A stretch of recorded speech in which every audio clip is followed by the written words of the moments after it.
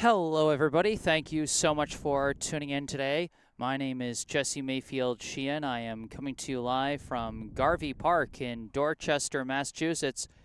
Here to bring you live coverage of today's high school varsity baseball contest between the hosting Dragons of Boston Latin Academy and the visiting Brookline High Warriors. This is a momentous moment for the Brookline High Warriors. They come into this game with a 9-2 record. Now, of course, those who are familiar with the MIAA's playoff structure, you will know that the way it works is that the top 32 teams in the power rankings qualify for the playoffs, but then even if you fall outside of the top 32, you can still qualify for the playoffs if you have a 500 or better record. The first power rankings of the season were released earlier this morning, I believe. Brookline came in 20th in the power rankings in Division I, which would put them in the driver's seat for the playoffs, but more importantly, they come into this game with a 9-2 record. If they win today, they will secure their 10th win in what is at maximum a 20-game regular season, which would mean they would guarantee at least a 500 record for the season, which would mean they would automatically qualify for the state tournament.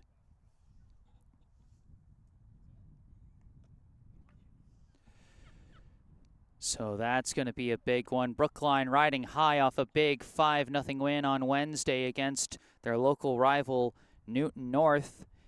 And that was quite the special day. Senior pitcher Nico Hart completed the no-no, holding Newton North runless and hitless for all 7 innings for the complete game no-hitter. And then fellow senior and co-captain Charlie Engelman provided some fireworks with a 2-run home run over the left field fence.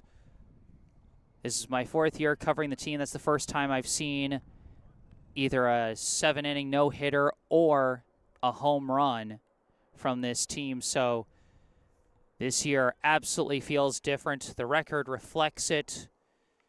And Brookline trying to make a playoff qualification here.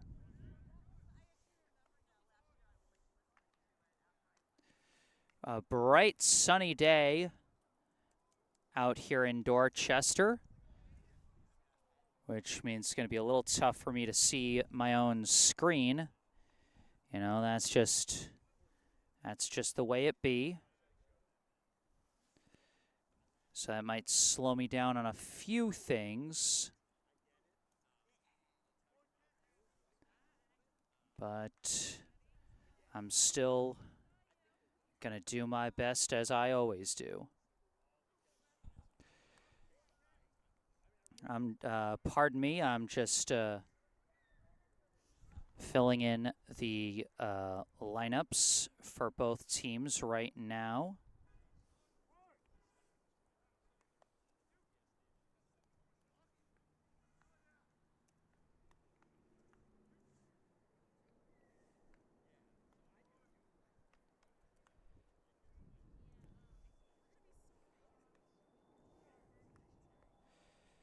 Now, one thing that's going to be a nice treat today is I am actually going to have a partner on the broadcast here today.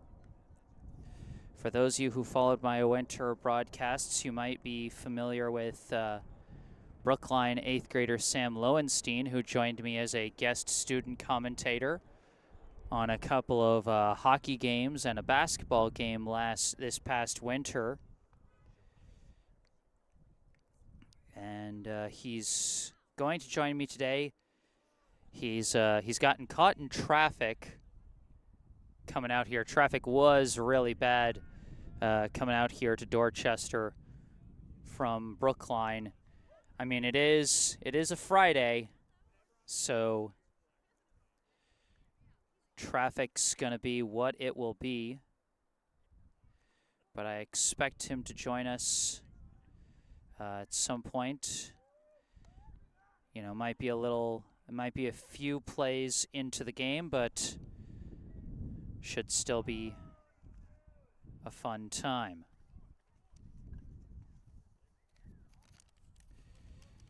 In the meantime, as Brookline finishes their pregame warm-ups, I'm going to play the intro video from Garvey Park in Dorchester, Massachusetts. I am Jesse Mayfield-Sheehan, and you are watching Brookline High Baseball.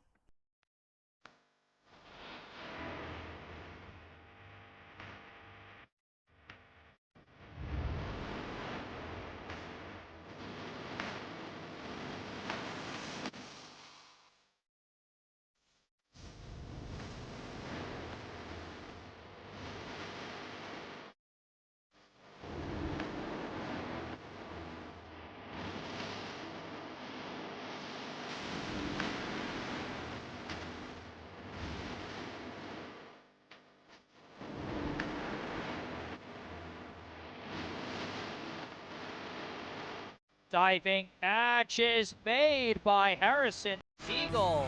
And Engelman lifts one high and deep to left. Levine going back. It's over the wall!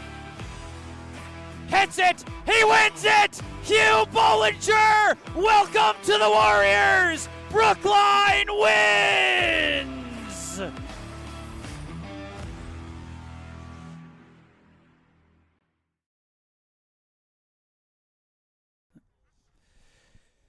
Okay. We are soon going to be getting this one underway here in the top of the first. In the meantime, I'm just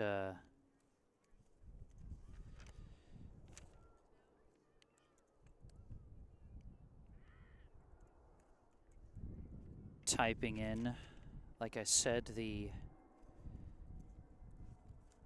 lineups.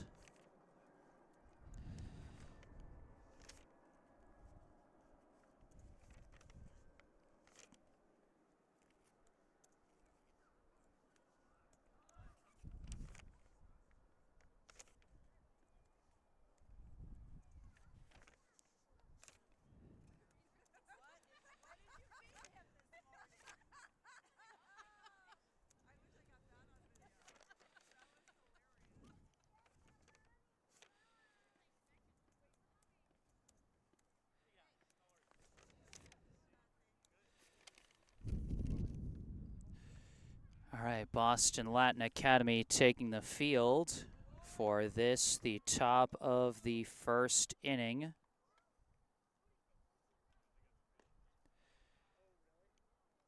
So let's quickly read out the Brookline batting order. Leading off for Brookline, the second baseman, number 5, Keenan Sawada. Batting second, the center fielder, number 14, Harrison Siegel. Batting third, the right fielder, number 9, Elias Brendel. Batting cleanup, the shortstop, number 13, Felix Hom. Batting fifth, the catcher, number 17, Avery Melton. Batting sixth, the third baseman, number 22, Charlie Engelman. Batting seventh, the designated hitter, number 23, Jonathan Mazzara. Batting eighth, the left fielder, number 18, Ben Rosenblatt. Batting ninth, the first baseman, number 7, James Dialchand Erickson. And starting on the mound, not in the batting order today, but starting on the mound for Brookline, number 15, Owen Hoffman. So those are the batters who we will see coming up here against the Boston Latin pitcher, number 10, Jack Shapiro. And a reminder, if there are any Boston Latin fans tuning in for this one and I am messing up the pronunciation of any names, I encourage you to correct me in the live chat.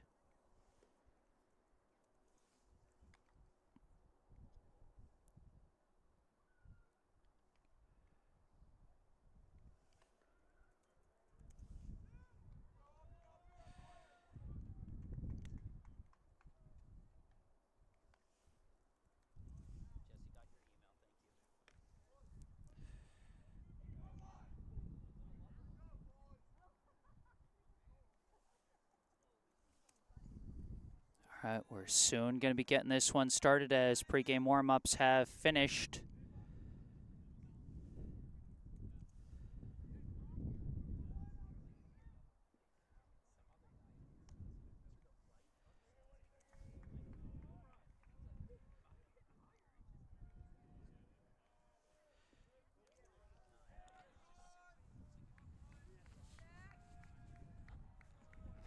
Here we go, first pitch of the game. In there, strike one. Leading off for Brookline, the second baseman, number 5, Keenan Sawada. You can see his season stats there at the bottom of your screen. Sawada fouls that one off on the third base side, strike 2. What? On. That was weird. 0-2, the count to Sawada.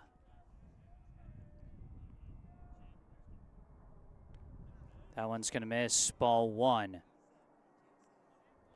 Wi-Fi connection seems strong so far, but if we end up having any troubles, remember I am recording this while streaming it, so we'll have a full version either way. That one's low for ball 2. Sawada coming into this game with a slash line of 242 batting average, 419 on base percentage, and 242 slugging percentage, 2 steals, 6 runs scored, and 3 RBI. Fouls that one off and stays alive at 2-2.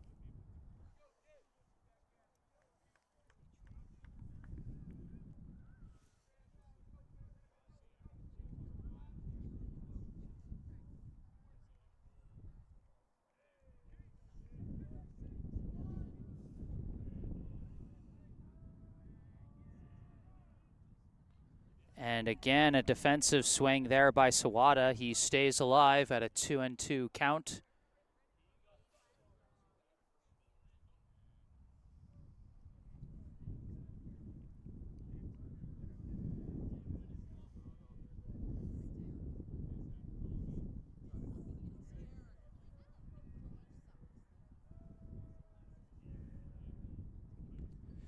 Another defensive swing from Sawada, and he gets a piece of it.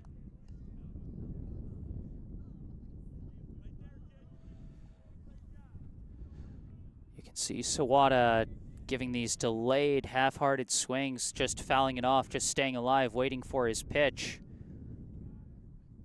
And this one he lifts out to left field. Left fielder charging in. It's going to drop in front of him, and it's going to take a weird hop away from him. And Sawada is taking advantage and racing down to second. You can't give a speedster like Keenan Sawada that kind of an opening. I'm not sure what happened there. If they're going to call that a single and a one-base error, or if they're going to call that a double, they're probably, I imagine, going to call that a leadoff double for Keenan Sawada. If that is the case, that will be his first extra base hit of the year, and it puts him in prime position to start here in the top of the first. Now batting the center fielder, number 14, Harrison Siegel. First pitch in the zone, strike 1. Siegel leading the team in batting average, on-base percentage, slugging percentage, base hits, hit by pitches, steals, and is tied for the team lead in runs scored. He's having an electric season so far. Swing and a miss there. Strike 2. 0-2 the count to Siegel. Sawada stands at second. Nobody out here in the top of the first. Swing and a miss there. And Siegel goes down on 3 strikes.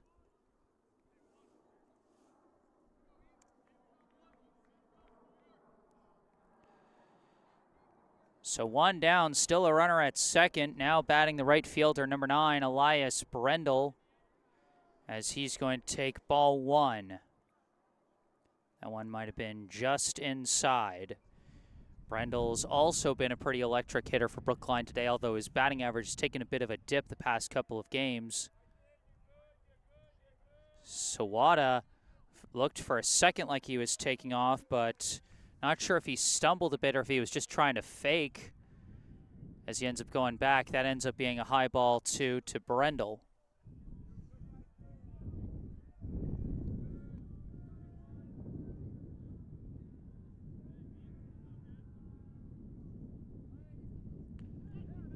That one hits the zone, strike one. Count is 2-1. And a lazy throw back to second to check on Sawada, keep him honest. Shapiro might have been expecting one of his middle infielders to be on second, and then when he saw they weren't, just decided to kind of just lob it back there. That's going to be a high ball, 3.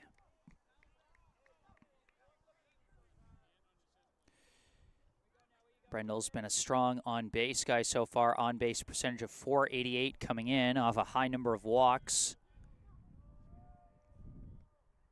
And he takes ball 4 there. So another runner on base, but now a force at every base except home. Following that one, now batting the shortstop, number 13, Felix Hom.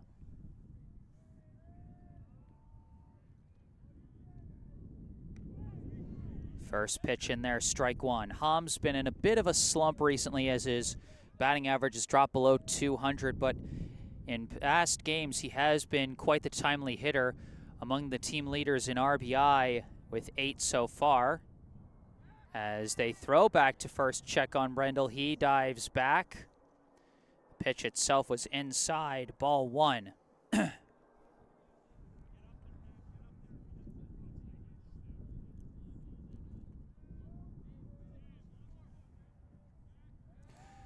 Turnaround throw back to second, and Sawada dives back. Shapiro keeping an eye on both base runners.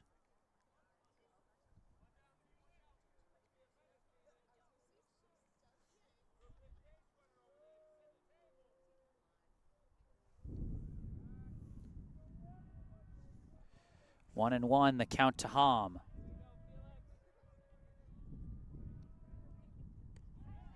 That one curves in, strike 2.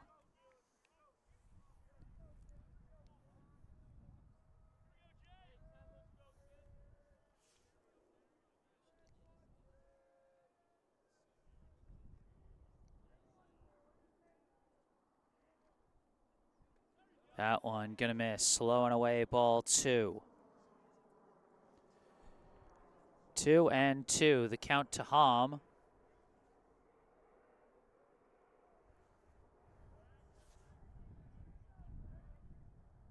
That one's gonna miss, low, ball 3. Full count, 1 out, runners at first and second.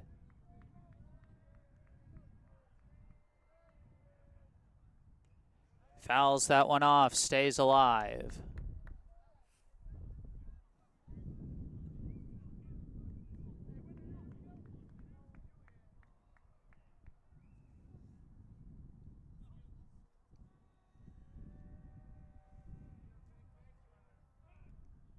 Swing and a miss, chase the high heat, strike 3. Another big strikeout for Jack Shapiro.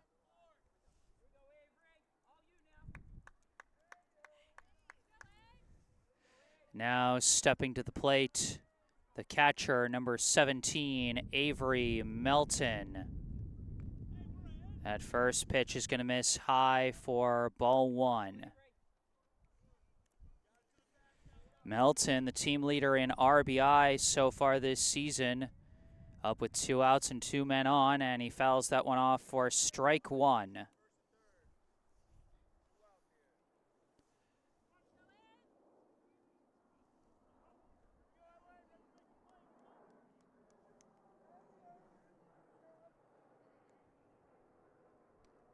That one inside, almost hit him, ball 2. Melton, also the team leader in walks, although Brendel might have caught him with the free pass he earned this inning. Melton with 12 walks so far this season. As that's going to be a high ball 3.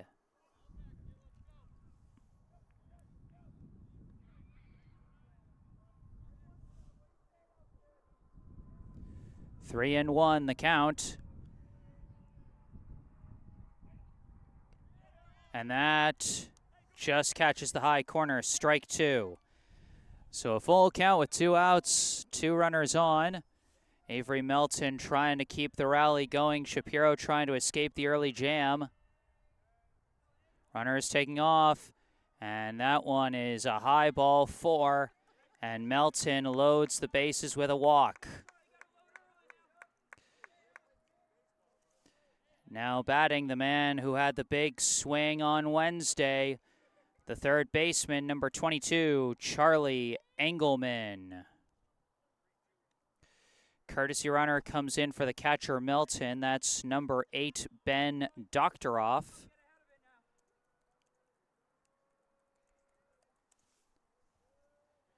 And we'll see if Engelman has another big shot in him here with the bases juiced and 2 out here in the top of the first. First pitch hits the zone, strike 1.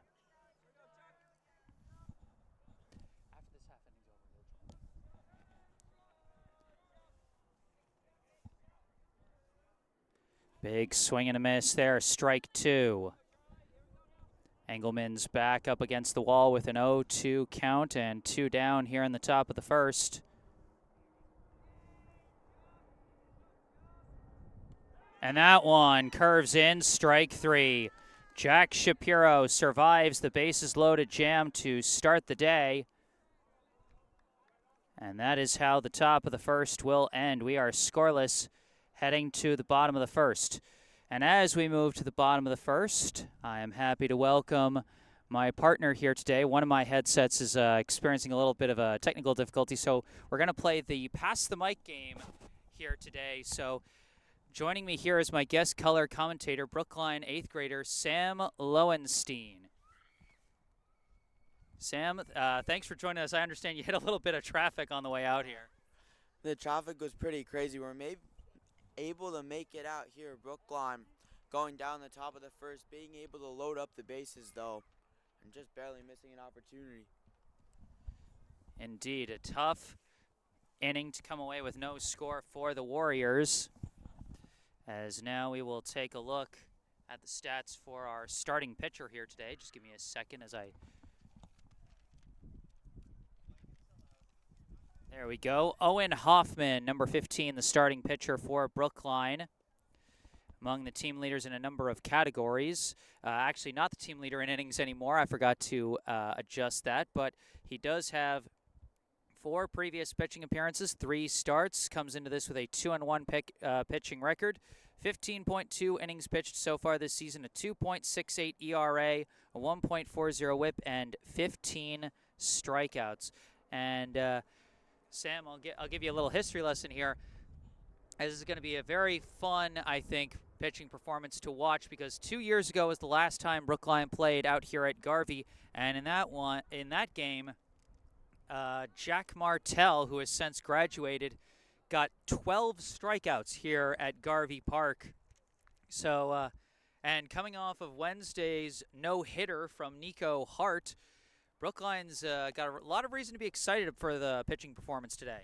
Yeah, it looks like the future's bright here. Even with Martell graduating, I think the future's bright. They'll get a bunch of strikeouts today. I can just feel it coming here in the same stadium. It's going to look good. All right, we'll see how he handles the top 3 hitters from Boston Latin. This will be, as we look through the Boston Latin batting order, leading off for Boston Latin today, we have the center fielder, number 4, Nuri Gutman. Batting second, the second baseman, number 1, Junior Calderon. Batting third, the pitcher, number 10, Jack Shapiro. Batting cleanup, the shortstop, number 5, Theo Denner. Batting fifth, the third baseman, number 18, Callum Burns. Batting sixth, the first baseman, number 14, Mike Hampton. Batting seventh, the right fielder, number 2, Sam George. Batting eighth, the catcher, number 9, Nate Bonilla. And batting ninth, the left fielder, number 8, Marco Sullivan. So they got number 9 batting eighth and number 8 batting ninth, just to mess with my head, I think is their reasoning there. Exactly, just to mess you up as here the game starts. Come for a good pitching performance. All right, first pitch from Hoffman is going to hit the zone for strike one against the center fielder, number 4, Nuri Gutman. That one just kind of cut her on the inside part of the plate. Hoffman able to get out strike one. Next one's going to miss outside, ball 1. They're trying to get him low on the off-speed, change him up. Feel like reestablish the fastball again with this third pitch. 1-1 the count. And that one's hard hit. Out to right towards the basketball court. Almost hit one of the people on the basketball court, but it ultimately just goes for a foul ball for strike 2. And that one absolutely tanked. Almost would have gotten out of the field for a home run if it stayed in play. Almost hit someone too, pretty crazy. That one gonna skip in the dirt for ball 2. So a 2-2 count to Gutman. Just bounces down, but a pitcher's count here for Hoffman. 2-2 the count to Gutman. That one misses low and in, ball 3. That one just barely missed low and in though. Missed the zone, but he almost swung at it. Good pitch. A full count now to Gutman here to start the bottom of the first. And he hits this one up the middle. That's going to be a leadoff single, and it skips briefly away from the center fielder, Siegel, but he does chase it down, get it back in. So that'll be a leadoff single for Nuri Gutman. That one just comes in between Ham and Sawada, perfectly in between them. An unlucky break. So that is a leadoff single. Runner at first. And now batting for Boston Latin will be the second baseman, number 1, Junior Calderon. First pitch hits the zone, strike 1. It's a good pitch, throwing hard, hit the inside part of the plate. It's a good way to start it. 0-1 the count.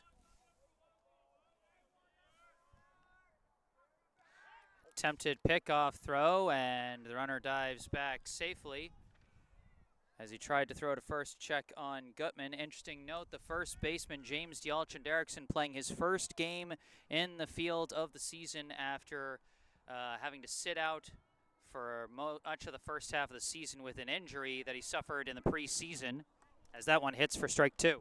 Good pitch there. It looks like Gutman's taking a big lead. It's the pickoff there, but he'll definitely be trying to test the first baseman. 0-2 now the count to Calderon.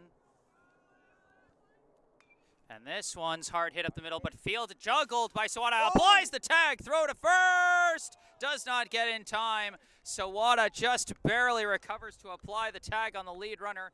Doesn't have enough to get it to first, but a nice play regardless to recover. A great play from Keenan Sawada. Possible double play ball. Mishandles that first, recovers. Gets the runner out. What a play. So that'll be 1 out on the fielder's choice. And Jack Shapiro hits a bouncer over to Hom. On to second for 1, on to first. They got the double play that time. That will end the inning. Who couldn't get it to play before. Sawada gets it this time to second and first. And Brookline retires the side pretty easily. Some strong fielding from the Warriors gets things done after giving up the lead-off single. And now we move to the top of the second. No score. Brookline really good pitching to start here from Hoffman. They just need to drive the runners in. They got the hits in the first inning. Sawada hitting the double. Just got to drive him in, leaving the bases loaded in the first. I think that's just something you could really build off of. Pitchers look like he's getting rocked so far. Well, really, it was one nice hit from Sawada and then a couple of walks. Brookline, a strong team in terms of getting on base. And so if Shapiro can't find the zone, Brookline is going to take advantage of that. We know that. He walks a couple more guys. All they got to do is just sit on it, wait on the fastball, hit it, and it should be pretty easy. Again, good first inning. Just got to hold it down fielding was Sawada, correcting his own mistake in the bottom of the first, made a couple great plays. Say it was a good first inning for the Warriors. It'll be the 7, 8, 9 hitters due up in the top of the second for Brookline. Jonathan Mazzara, Ben Rosenblatt, and James Dialchand Erickson. Shapiro returns to the mound after escaping the jam in the first inning. And now leading off for Brookline, the designated hitter, number 23, Jonathan Mazzara. As you can see from his stats on the bottom of your screen, 5 for 16 so far, tied for the team lead with 2 doubles, 1 hit by pitch, 1 steal, 4 runs, and 3 RBI. Mazzara, big power threat with those 2 doubles for Brookline. See if he can open it up here in the top of the second. Just takes a strike. As that one is going to be ball 1.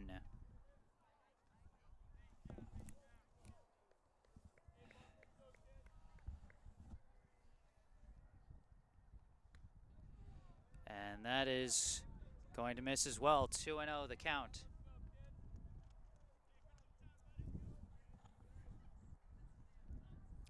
Apologies, I'm having a little trouble finding my cursor in the sun to adjust the scoreboard as Mazzara swings and misses there. Strike 1.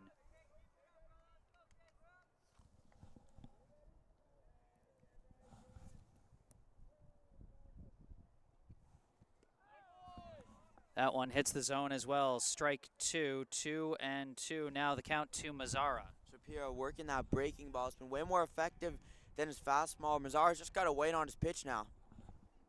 And does not get that pitch. Fooled on the breaking ball. Strike 3. Yet again, that breaking ball from Shapiro has been coming in really handy, saving him this game. If he can get that fastball going, bad news for Brookline.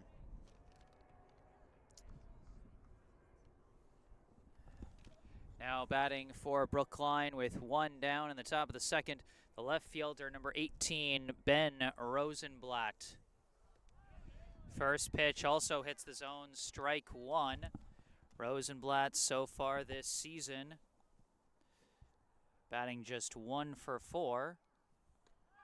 As that one hits the zone as well, strike 2.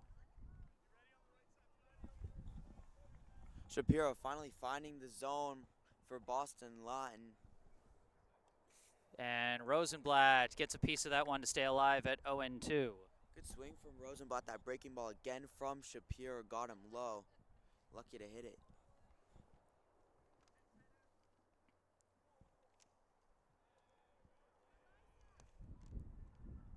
Swing and a miss, and it's back-to-back strikeouts for Shapiro. 2 down here in the inning. Well, Shapiro got him with a couple off-speed pitches and revved it up for the fastball. And keeping Brookline off balance, Shapiro struggled a lot with the walks, but when he's finding the zone, he seems dangerous.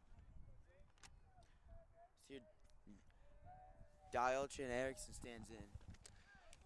Now batting is the first baseman, number 7, James Dialchand Erickson, as he takes strike 1 there.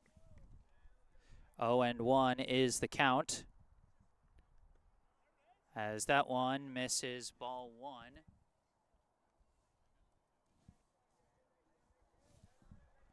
One and one, the count to Dialchand Erickson.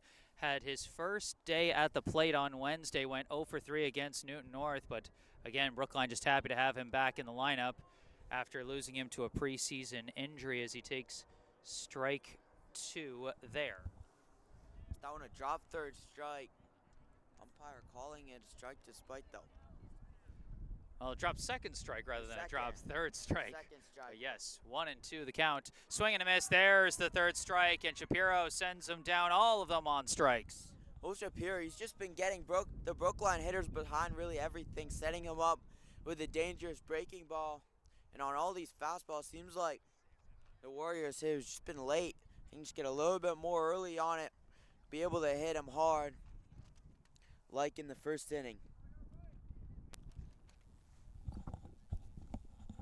All right, I'm going to see if I can get my other headset to work so we can be a little bit more organized from this point out. We've had a little bit of trouble with this one so far. So just keep talking, Sam. I'm gonna see if I can get this. Great. Oh, almost. Keep talking. Just keep talking. So, no, I mean, a little bit hard to figure out how. It's hard to see the numbers, kind of. There we go. Sounds like we got some good noise going now. All right, that's awesome. And we got our little, and we had our little pass the mic exercise anyway. Yeah, got to have a little bit of practice passing the mic around. But now this should be a little easier, at least for me to juggle the computer screen and the sun. It's like I need one hand to hold over my face so I can just see the screen at all, and then one hand to type everything in. Makes it a little. You're doing everything.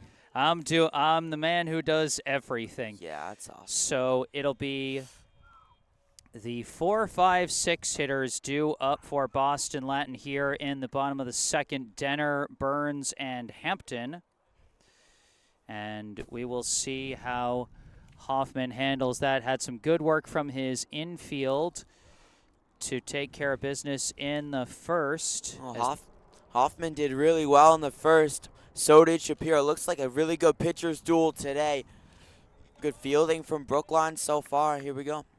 Well, that's one of the benefits. We are playing this on a turf field here at Garvey Park, and anyone who has ever played any sport that can be played on grass or turf knows the major difference. And in baseball, the major difference is it's perfectly level, and so the likelihood of fielding errors is significantly lower, as the first pitch from Hoffman is going to be low for ball 1. At the plate for Boston Latin is the shortstop, number 5, Theo Denner. It's Hoffman working the changeup just down low.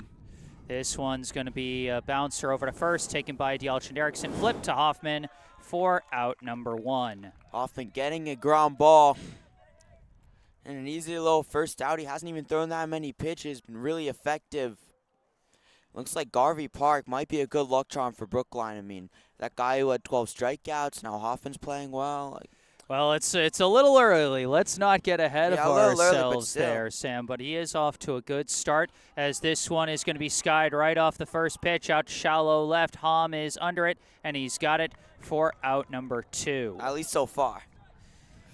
So far, so good for the Brookline defense, as he gets a quick one-pitch pop out from the third baseman, number 18, Callum Burns, now batting with 2 outs and the bases empty. The first baseman, number 14, Mike Hampton. That first pitch going to hit the zone for strike 1. Takes a strike, easy first pitch strike. Coming from Hoffman. He's had a good pitch mix today, only giving up 1 hit on a ground ball. That next one going to miss just outside. Looked like he was going to much the same area, but it misses for ball 1. Just didn't get the call there, but still a good pitch. Swing and a miss there. Yep, chased that one high, popped briefly out of Melton's glove. He might have gotten a piece of it, but either way, strike 2, so not much matter. Got him in a 1-2 here. Maybe go with something down low, breaking ball, mess him up. Get a swing and miss. That one's going to skip in low for ball 2. He went with the breaking ball, just didn't get the swing and miss on it. 2-2 now, the count to Hampton. 2 down here in the bottom of the second. That one just high.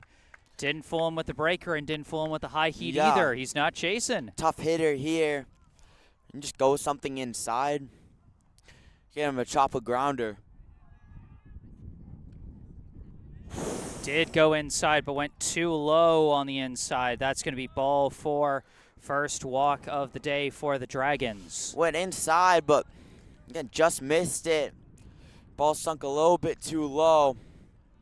And now a runner on, but still a double play opportunity.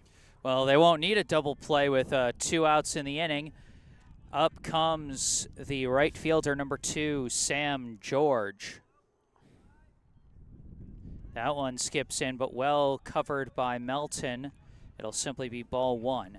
Takes another bouncer down low. These Boston Latin hitters getting big leads here. Looks like he's could be stealing. This is a high bouncer over to first. Yalchand Erickson takes it nice and easy for out number 3. Well, Hoffman's kept getting these easy ground balls on sinkers. A lot of chop balls from Boston Latin and really good pitching. For sure. I mean, Hoffman on the season so far, coming into this game, not the biggest strikeout guy. Came into this one, he had 10 fewer strikeouts than Nico Hart, who pitched on Wednesday, but sometimes you just got to pitch to contact and trust the fielders behind you, and that has been working for him so far. Yeah, Hoffman's been a perfect example of that, pitching to contact, but it's worked out really well despite the low strikeout numbers as well. We've seen a lot of ground balls. Only hit was on a ground ball and only 1 walk. Now we move to the top of the 3rd. Shapiro back on the hill, coming off of a dominant performance against the bottom of Brookline's lineup last inning. But they cycle around to the top of the order this time. It'll be Sawada, Siegel, and Brendel once again. And we'll see if the top of Brookline's lineup can generate some offense here in the 3rd. They'll for sure need it. Got shut down that last inning. Shapiro just kept backing him up with the fastballs. He'll need a spark.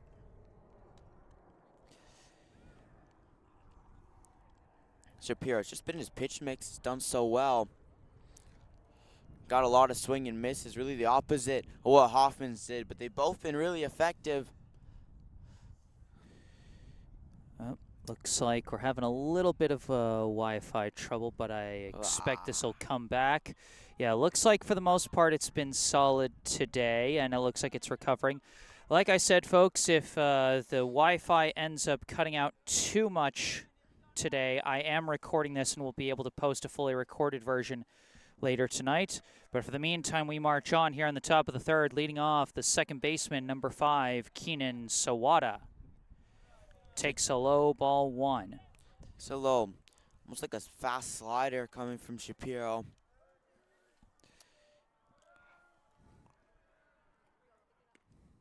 That one also going to miss, ball 2. Takes the ball there, trying to work the corners. Sawada, good eye. Not swinging at any of them. Sawada, his last time up, got a hit out to left that he was able to stretch out to a double as it took a weird hop away from the left fielder. Takes strike 1 that time. Now 2-1, took a strike, see what he can do. Still a good hitter's count. Sawada. Hits a grounder here over to the shortstop. Fielded, thrown to first, not in he's got it. time. Sawada legs out the infield single. Tough play and a good hit for Sawada. Tough, really tough hop for the shortstop, and he's able to sprint it out, hustling. Sawada, the speedster, taking advantage there for an infield hit. Now batting the center fielder, number 14, Harrison Siegel. First pitch misses high, ball 1. And takes a pitch up top 1-0. And Siegel, he's been really strong. Oh, really for strong Brookline. so far. He's been hitting over 400 so far. Yes, although the coming before this game. Yeah, took a slight hit to that batting average last at bat with a strikeout. Now facing a 2-0 count with the runner at first. Fouls that one off, strike 1. Siegel, Shapiro, when he's throwing strikes, he's been really good. Brookline, good eye, not swinging at his stuff outside the zone where he's not pitching first pitch strikes. Has been great opportunities for the Warriors. Yeah, we're having some significant trouble with our Wi-Fi right now. I might have to switch our network in between the top and bottom half of the inning as Siegel chased that one low for strike 2. Siegel swinging a miss there, but he's got a lot of power in that bat if he can get a hold of one. Swing and a miss there again, chasing it low. Strike 3. 2 strikeouts to start the day for Harrison Siegel. And the 4th strikeout for Shapiro. He's been able. 5th? 6th, actually, I think. No, 7th. 7th? That's a high ball to Brendel and a He's got that really easy. rough throw to second as Sawada takes second easily. But yes, Shapiro has gotten all his outs via strikes so far, is now batting is the right fielder number 9, Elias Brendel, as Sawada takes second.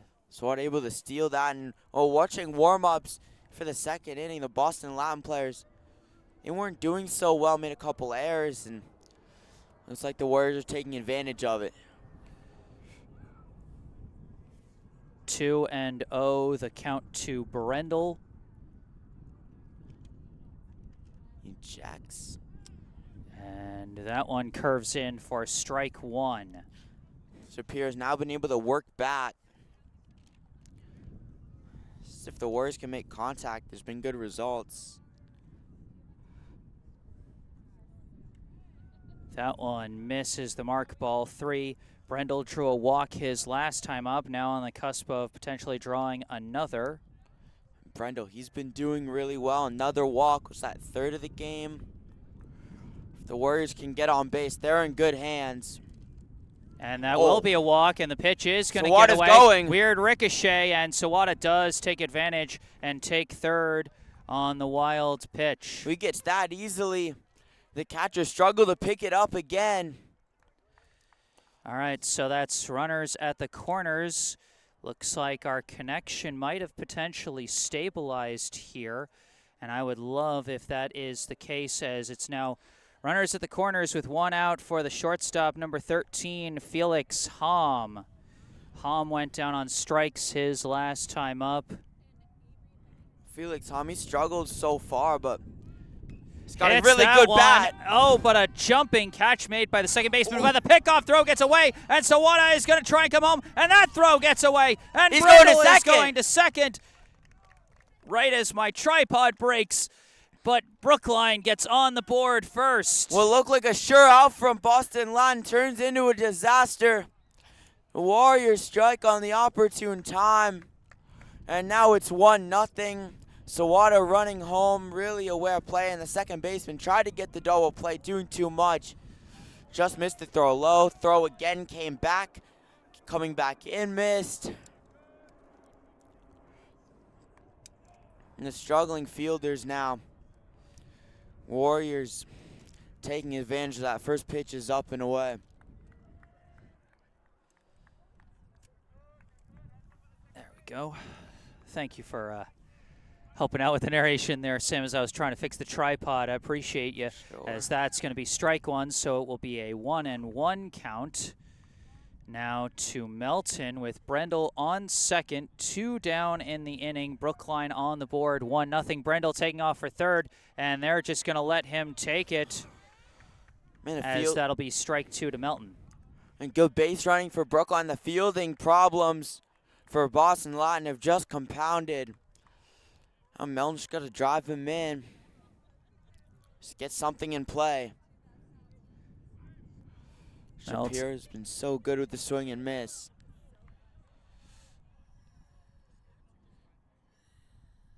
That one's going to be a high ball 2. Shapiro has gotten 7 of the 8 outs he's recorded so far off of strikes. He's been so dangerous with the strikeout. When he's not getting the strikeout, Warriors have had success. And Melton lifts one out to shallow right. Diving catch could not be made. Or was it made? It was made. Yeah, it was. It was made. I lost track in the sun. Couldn't tell. He got his glove on it. Great catch out in right field by Sam George to end the inning and save a run for Boston Latin. Man, that one looked like it was right in the gap for a second. Second run, Sam George diving out, makes an incredible play.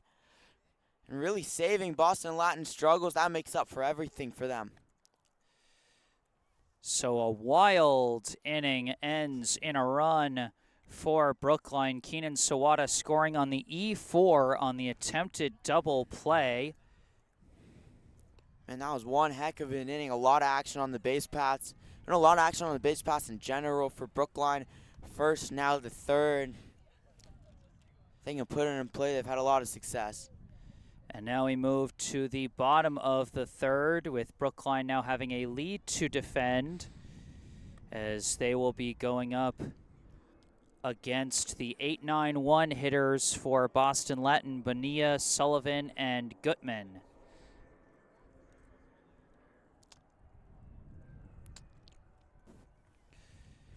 Well, Hoffman coming in this game, ERA of about 2.7, really solid. Case Bryan 6.7, also pretty good.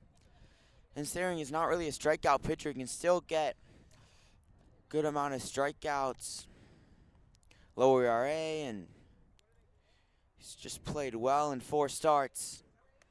Well, 4 appearances, 3 starts, but this is his 4th start, so you are right. Yeah. And starting in what could potentially be a very big game for Brookline. With a 9-2 record, Brookline 1 win away from guaranteeing a 500 or better season, which would guarantee them a spot in the state tournament for the first time since 2021, when all the teams made the state tournament that year because of the shortage of teams that were competing due to COVID.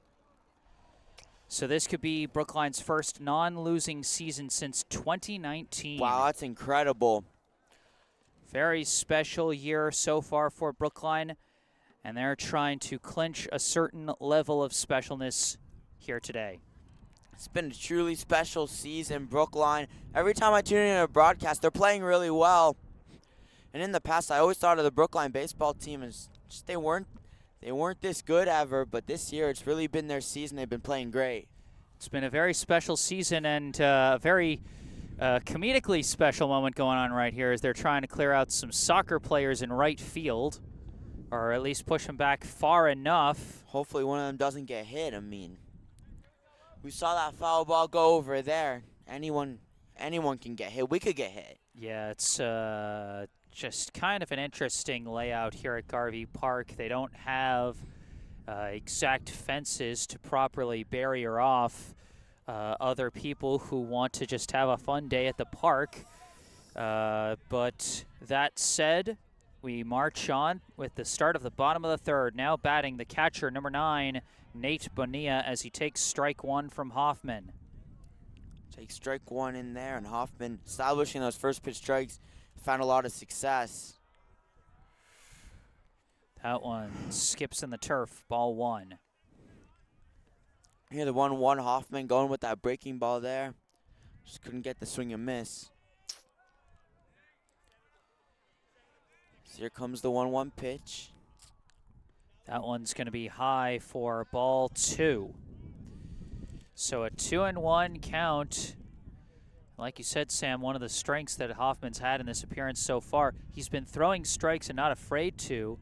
A little behind in the count now. And further behind as that one missed just low, ball 3. Really, it's been the opposite type of start for Hoffman. Shapiro, Hoffman, not a lot of base runners allowed. Same time, not getting strikeouts. Shapiro's gotten so many strikeouts, but when the ball goes in play, he's really struggled. Also with walks, as Hoffman walks. That will be a free pass for Bonilla to lead off the inning. So he walked Bonilla's second walk of the game. As now coming up is the left fielder, number 8, Marco Sullivan, as we have a courtesy runner coming in for the catcher.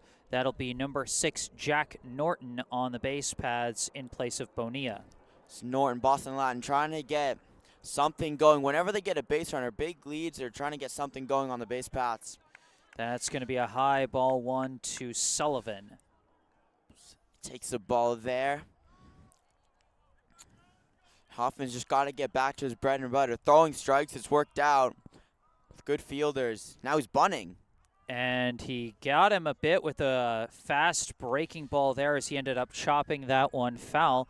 Always brings out... the ice cream truck pulls up. Yep. Always an interesting sort of chess match when a sack bunt is being attempted, because the pitcher wants to try and get him to chop it foul and eliminate that sack bunt strategy, or potentially pop it up for an easy out. Throw back to first to check on Norton. He gets back safe. Boston Latin playing small ball bunts, stolen bases. Just by any means trying to get a run in. Hey, welcome to high school baseball, Sam. As that one is going to miss for ball 2. He misses for ball 2, just a little bit high there from Hoffman. And interestingly, Sullivan wasn't showing bunt on that pitch. It was just for one pitch, and then when he gets to strike, it's forget it. And swings and misses there. Strike 2. Bunt strategy definitely out of play here with 2 strikes. For sure, but he's just got to put it in play. But Brookline's good fielders. 2-2 the count. Runner at first. Nobody out here in the bottom of the 3rd. That one just misses low and away. Ball 3. Changeup just barely missed there. It's Hoffman coming close to strike 3. Just didn't get the call. Full count now to Sullivan. In there, strike 3. No pitch from Hoffman, revved it in. That's the strikeout. Now 1 out here on the bottom of the 3rd. And now we cycle around to the top of the order with the center fielder, number 4, Nuri Gutman. Gutman, his last time up, actually got a leadoff single up the middle, but was tagged out rather on a fielder's choice by Sawada. Not incredible play from Sawada. He mishandled it, dove to tag out Gutman. That set the tone for this pitcher's duel today. 1-0 now the count to Gutman as that first one skipped in. Norton still standing at first. That's another high one, ball 2. Just takes the ball upstairs, 2-0. And Hoffman's just got to find the strike zone. He's been so effective. He can just throw strikes. He's been working out. He's had 2 straight batters with a 3-ball count this inning. And that one will be strike 1. And now 2-1 the count to Gutman. Hoffman with a breaking ball into the zone there. Now he tries to even up the count. That one catches the outside corner, strike 2. Hits it in there, 2-2 from Hoffman.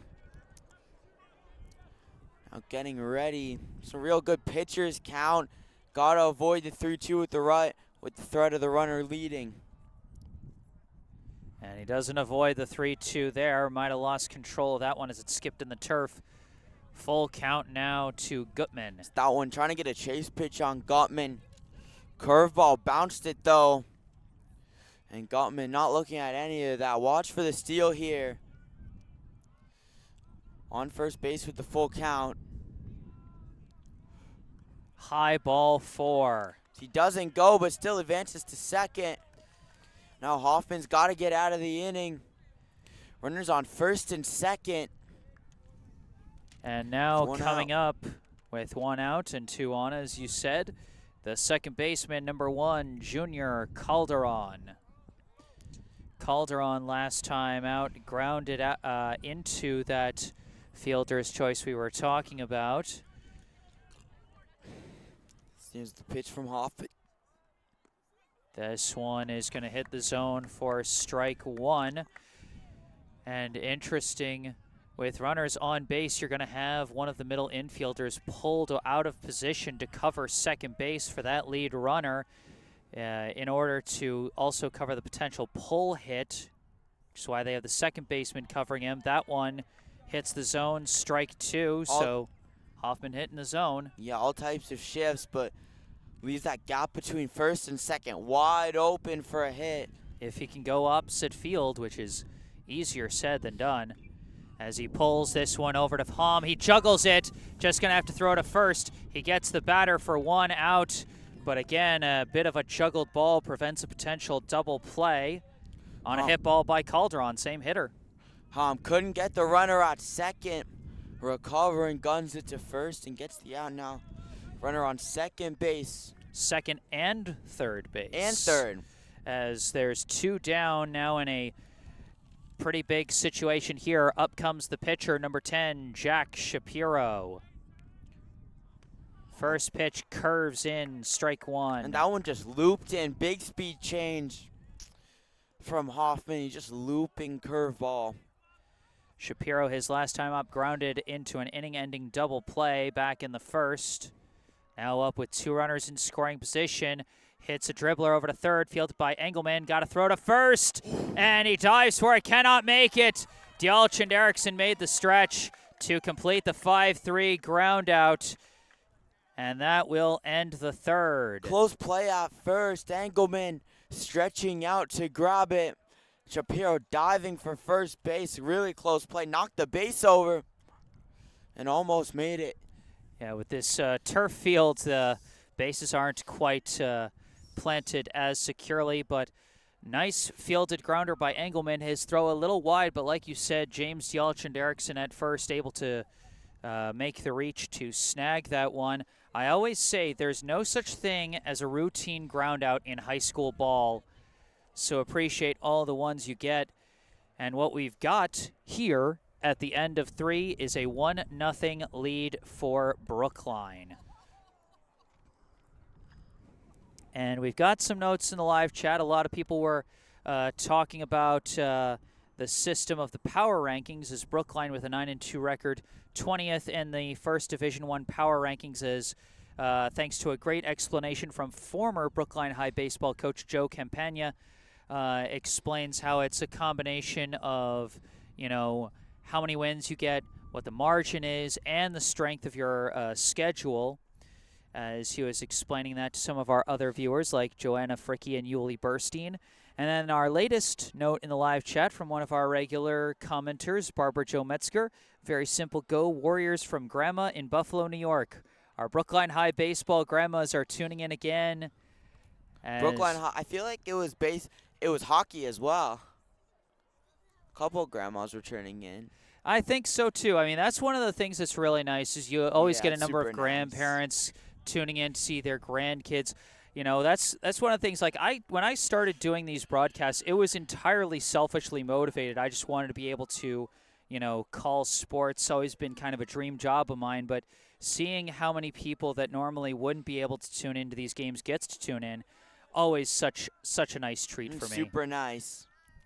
First pitch is going to skip in at the plate for Brookline. The third baseman, number 22, Charlie Engelman.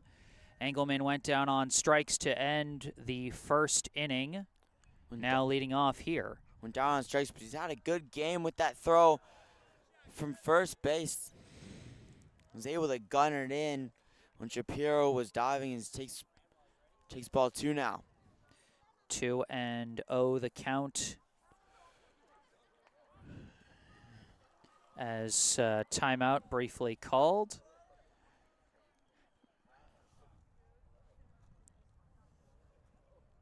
That's one of the interesting things about Engelman. He's been a very boom or bust hitter so far today. Not the highest number of hits, but also has only gotten extra base hits so far, as he's got a double and a home run. But that's a check swing grounder.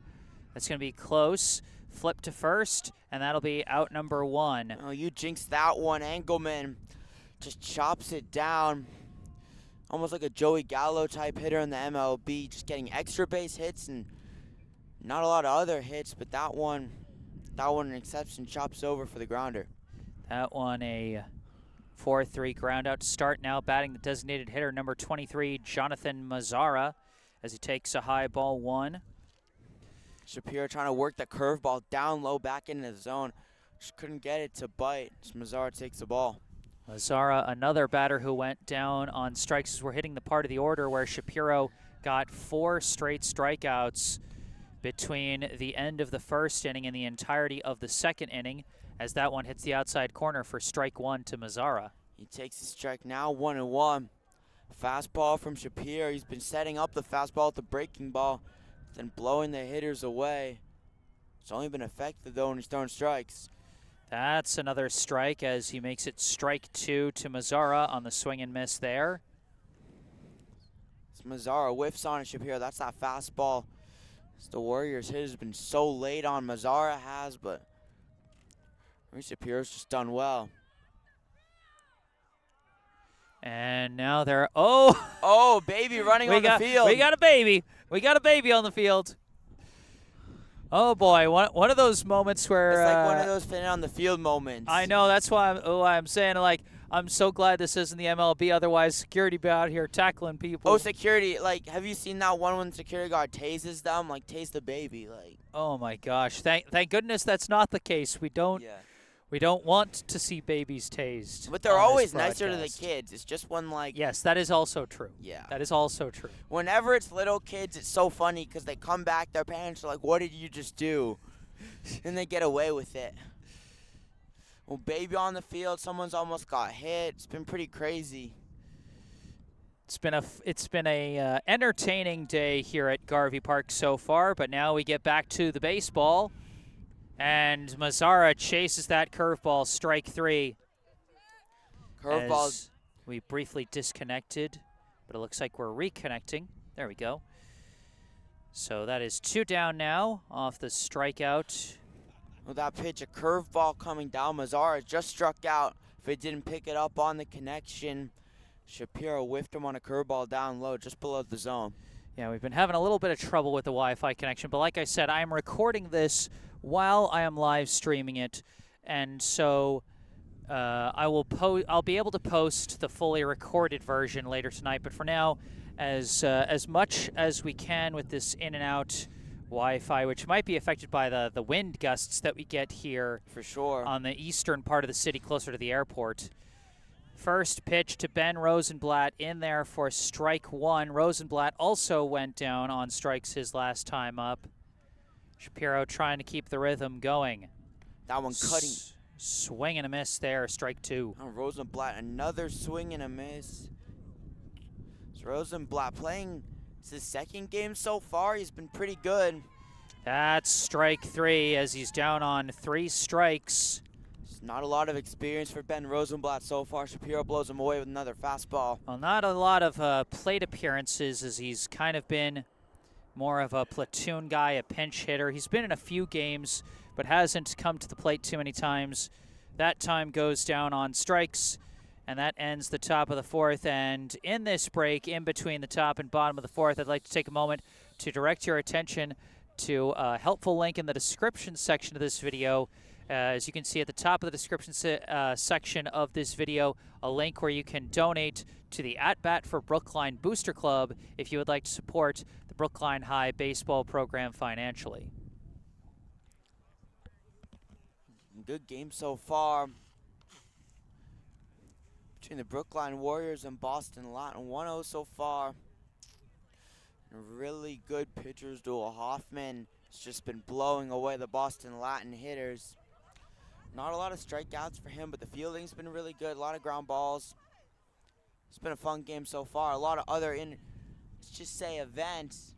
Baby on the field in the last inning. Lots of stuff happening. It's been a good day. It's been a heck of a game so far, and it is kind of reminiscent of the last time that Brookline faced BLA here at Garvey. That game was kind of a pitcher's duel up until the last couple of innings, as Brookline held really only a 1-run lead for a large chunk of that one off another run that scored off an error. And then that game was later broken open by a big ground roll double from Eli Hoffman in that game 2 years ago. But here, still 1-0. Now batting for Boston Latin, the shortstop number 5, Theo Denner. First pitch skips in, ball 1.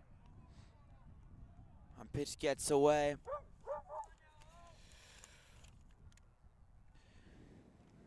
Bouncing for ball 1. Change up there. Here with Denham due up. And a 1-0 count. This one is skied, going to stay in the infield. It's being tracked and caught by Engelman for out number 1. That one popped up right into the sun, sky high. Almost right in between everybody but Engelman coming on from a far distance at third to catch it. As it's 1 out. So that is 1 out. Now up comes the third baseman, number 18, Callum Burns. He takes strike one. Last time up, Burns popped out to short off the first pitch he saw, but already going to face more pitches this time. Hoffman establishing that fastball on the first pitch. This one gets away as he bounces it. Spike curveball. So now it's 1-1.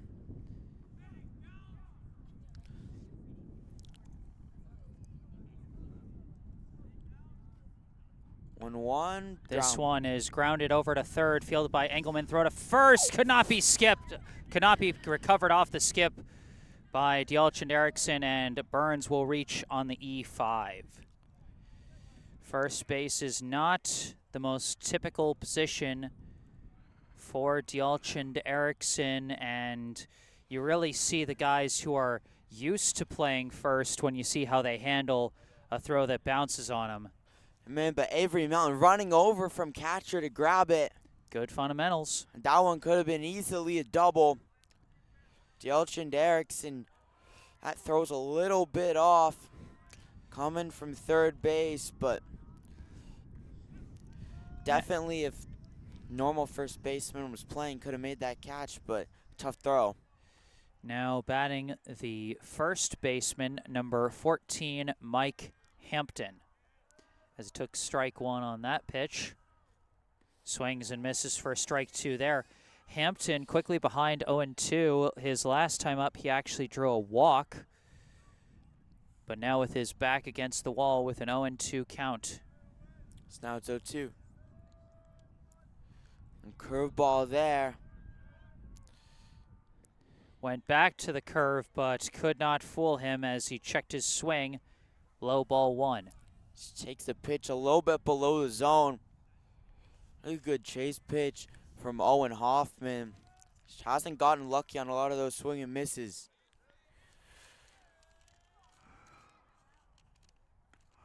That one, the high heat, and again, Hampton does not chase 2-2. Hampton takes again. Hoffman's got to throw something in the strike zone. 2-2, the count, one out. Burns at first. And timeout again. Timeout is called. It's taken a bunch of times. That wouldn't be allowed in the MLB with all the pitch clock stuff.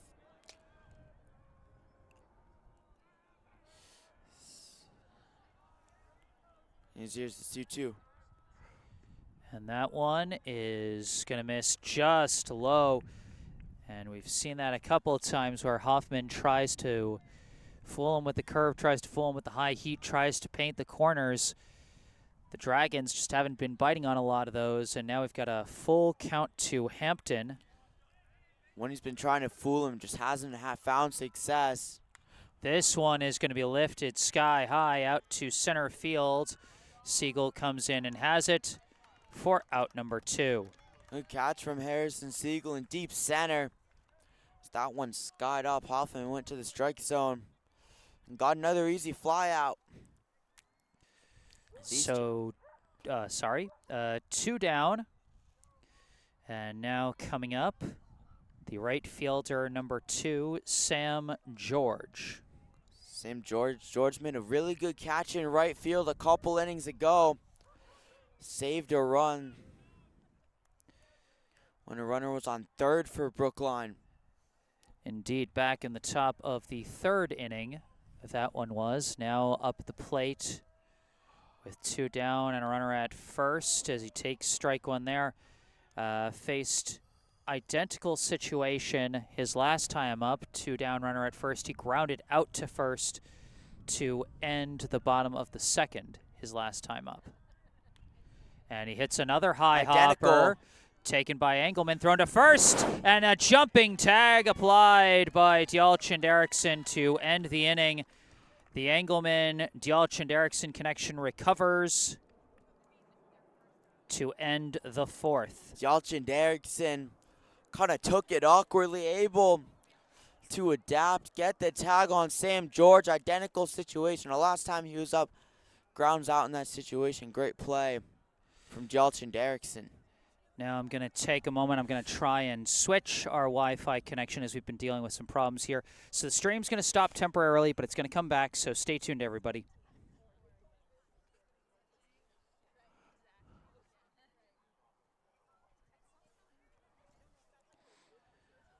Come on. There we go.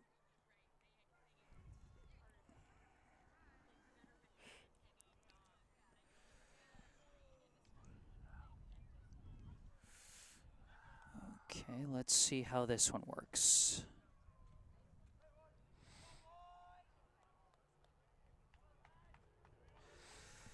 Okay, looks like this one is going strong to start. Let's hope it stays that way. Might have been my fault for trying to use Xfinity Wi-Fi. Maybe should have been going with my phone hotspot from the start. We'll see. But for now, we've got a pitching change here in the top of the 5th inning. That is interesting to see. Just one earned run allowed by Jack Shapiro, but right now he is the pitcher on account for the loss if Boston Latin cannot get that run back. Now pitching is number 5, Theo Denner. Shapiro played really well, a lot of strikeouts. Didn't give up much contact either, got hit kind of hard when he did allow contact, couple walks, but I thought he did really well. With the swing and miss stuff, the Warriors weren't able to hit him well. Just got played by his defense. That one error on the lineout by Felix Hom that second baseman tried to turn into a double play that allowed Sawada to score what is still, so far, the only run in what has been a thrilling pitcher's duel today. So as Denner takes over on the mound, Junior Calderon moves from second to shortstop to take Denner's former spot. And then Shapiro takes Calderon's former spot at second base. And it will be the 9-1-2 hitters coming up for Brookline. Leading off, the first baseman, number 7, James Dialchand Erickson, as he takes strike 1 from Denner. Denner whipping it in there for Dialchand Erickson, who's played really well at first base this game. He's had a solid day. A solid day in his first game back in the field after suffering an injury in a preseason scrimmage. That was just back-to-back off a season-ending injury he suffered midway through last season. And he lifts a deep shot out to center, back, and it's caught for out number 1. He gave that one a ride, but the center fielder, Nuri Gutman, would not let him get that one. He drove that one into deep center field. Gutman had to drive out and almost right center to make the catch. Good hit from Dialchand Erickson. Just can't catch a break. That first pitch to Keenan Sawada fouled off for strike 1. Sawada has been getting some breaks so far today, 2 for 2, and has scored the only run of the game so far as he takes a high ball 1 there. Takes a high ball and hits have been really hard to come by for both sides. Couple walks more for the Warriors though, which is felt like that's the separation, walks and fielding. That one is a low ball 2. Sawada's also got the only double this game. As he did get that leadoff hit that I think is going to be scored a double. It took a very weird hop away from the left fielder, so I don't think they're going to give him like an error or anything like that. As Sawada takes a high ball 3 there, 3-1 the count. He's such a threat on base. Stolen bases, stole third, and then ran home off an error.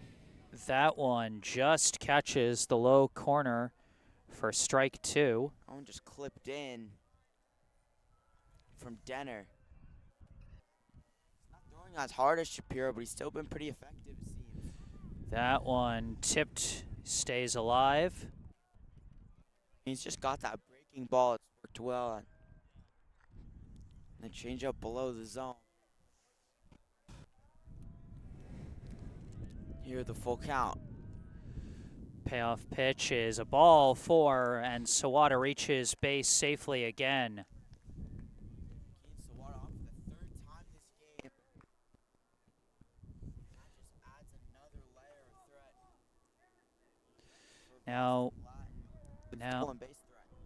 now batting the center fielder, number 14, Harrison Siegel. Sawada taking off immediately. Pitch was low. Sawada takes off her second, slides in with another successful stolen base. So what a sliding in there. He's got 3 stolen bases now. If that one from home counts on the air, then 4. I think he's only actually got 2 so far. Oh, because another one was off the air, I think. Yes. But nonetheless, he's been really good on the bases. This one fouled off by Siegel, strike 1.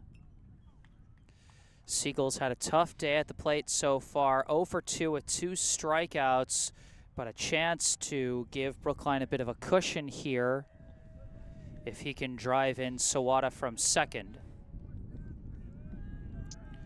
There's the pitch coming, wind blowing, and he takes a break. Here for Harrison Siegel, looking to get that average back up. Average before over 400 before this game. He struggled with 2 strikeouts today, but really good season. This one misses outside, ball 2. And he takes the ball there, 2-1 hitters count for Siegel.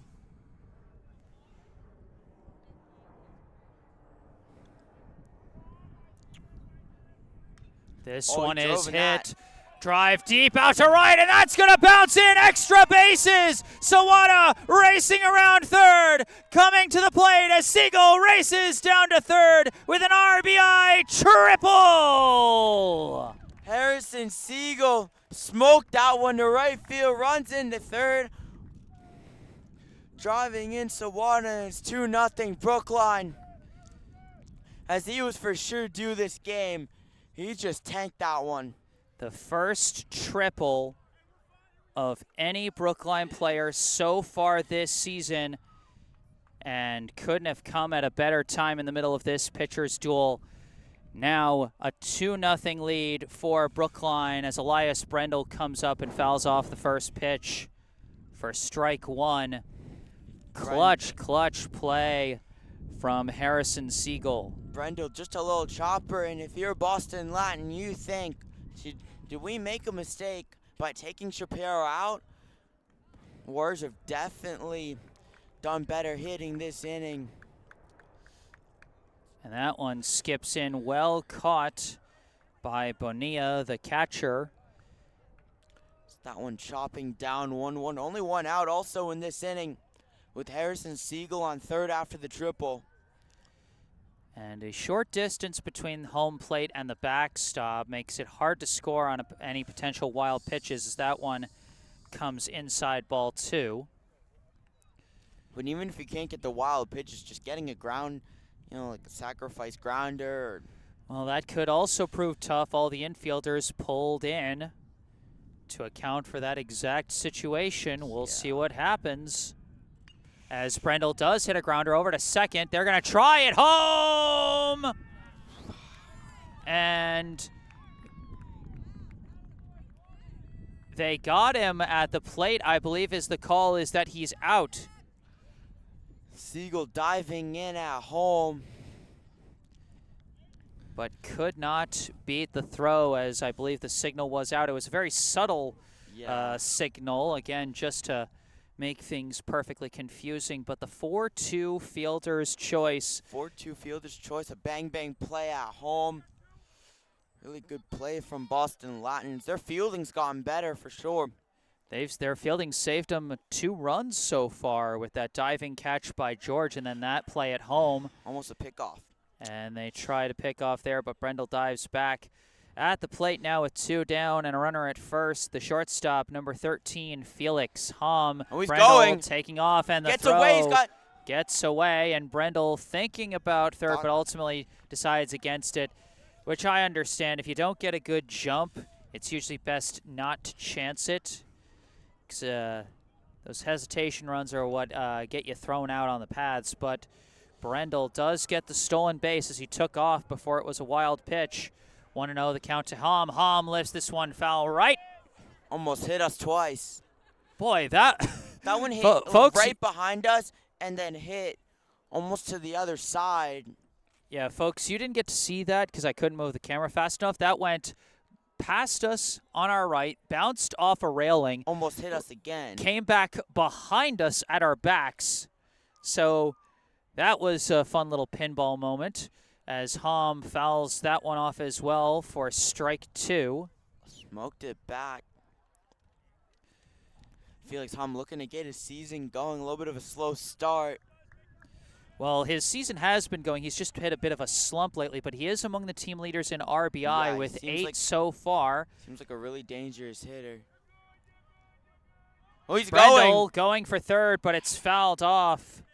And Hom stays alive at 1 and 2. Well, Brendel and Sawada base runnings proved really key for Brookline this game. Whenever they've gotten traffic on the bases, it's been generating runs in this inning and from before in the third. This one gets away, and Brendel is going to take off as the short backstop ends up kind of backfiring a little bit as it bounced away from the catcher. But Brendel does take third on the wild pitch. And now a runner at third with 2 down for Hom. Another wild pitch. And Felix Hom looking to get out of... Oh. Yeah, he does. He's not getting out of nothing on that one. Strike 3 called. And that ends the top of the 5th. Brookline able to add 1 run.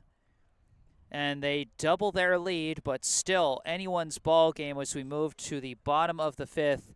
Brookline 2, Boston Latin 0. He's getting another run off of base running. Well, I mean, they got it off a deep shot is what they got it off of. Yeah, that big triple from Harrison Siegel. I mean, granted, those were 2 of Brookline's fastest runners on the base paths for that one. And so base running definitely played a role there. But it wasn't small ball this time. No, Siegel sir. just absolutely smoked that one. Almost hit the people over there. I mean, they really got it back up. Indeed, and so it will be the 8-9-1 hitters, Bonilla, Sullivan, and Gutman due up here as Hoffman back on the hill for his 5th inning of work. And Hoffman keeps going. If he can just stay consistent, which he has this whole game, every inning's been really similar. He's just gotten outs, and more outs. He has been quite consistent in taking care of business there as he enters his 5th inning of work. But it's so tricky, Sam. I always feel such sympathy for pitchers because you can have the hottest start to a game. You can have 4 or 5 great innings of work, but then if that last inning turns into a blow-up inning, it's just a bad outing because that's all it takes is 1 bad inning. And in a game this close, all it takes is 1 or 2 big swings, and things can fall apart on you. And Hoffman's certainly familiar with that phenomenon as he took a great pitcher's duel against Dover Sherborne earlier this season, took it into the 7th with a 3-1 lead, was pulled after giving up a double, and then Brookline ended up surrendering the lead in that inning. They later won in the 8th inning, 6-3, but only after surrendering a tie score in the bottom of the 7th that time. But here in this game against the catcher, Nate Bonilla, first pitch was ball 1, and second pitch ball 2. Yeah, but thinking how Shapiro's feeling, 4 innings of great work. What did he get, 9 strikeouts? Something crazy. I'm going to have Something to go back like and 9 count. or 10, like just absolutely ridiculous Go numbers. back and count it later. But if Brookline can hold the lead, he'll be credited with the loss. After 4 innings of work, getting pulled. And an unearned run. Yeah, an unearned run, too. One unearned run. Jesse, wasn't even his fault. That's, again, it's so tough being a pitcher. So 2-1, the count to Bonilla, and he hits a grounder back over to third. Engelman's been busy at that spot. Throw to first. Easy peasy this time for out number 1. And Engelman delivers again. Dykeland Erickson and Engelman have been a really good duo this game. Thrown from third to first. Even though Dykeland Erickson not used to playing first base, he's done really well this game. And now batting with 1 out, the left fielder, number 8, Marco Sullivan. First pitch catches the zone, strike one. Strike one in from Hoffman, just keeps it coming. Keeps it coming with these ground ball outs, first pitch strikes. He's done really well. Sullivan went down on strikes his last time up. Tips that one for strike two. It's wild. It's the fifth inning, and we're only on our second time through the batting order for Boston Latin. That's just how strong Hoffman has been so far today. It's been so strong in this. And there's strike three. 3 pitches, 3 strikes. He kind of cut you off there, Sam. You were looking to make a point about how well he was pitching. He's like, no, I'm not even going to let you finish talking about how good I am. Yeah, I'm just going to let the pitch. I'm just going to let the pitch do the talking. Strikeout, like, even though he's not a strikeout guy, he still punched out a couple hitters. And that's his second time punching out Sullivan. Now batting with 2 outs and the bases empty, the center fielder, number 4, Nuri Gutman. Man, but I just got to say, Brookline's rotation, they're just so good. They've been very, very strong so far this year. Very strong starting rotation of Hoffman, Engelman, and Hart. Hoffman, Engelman, and Hart, all of them have been really good this year. And that one skips in the turf for ball 1. Gutman, so far today, he is 1 for 1 with a single and a walk. So he's actually been very consistent about getting on base against Hoffman. Just hasn't been able to be brought in yet as he takes a low ball 2 there. Yeah, for sure, Jesse. But all the people on base just been walks and maybe a little single here and there. It's not much coming.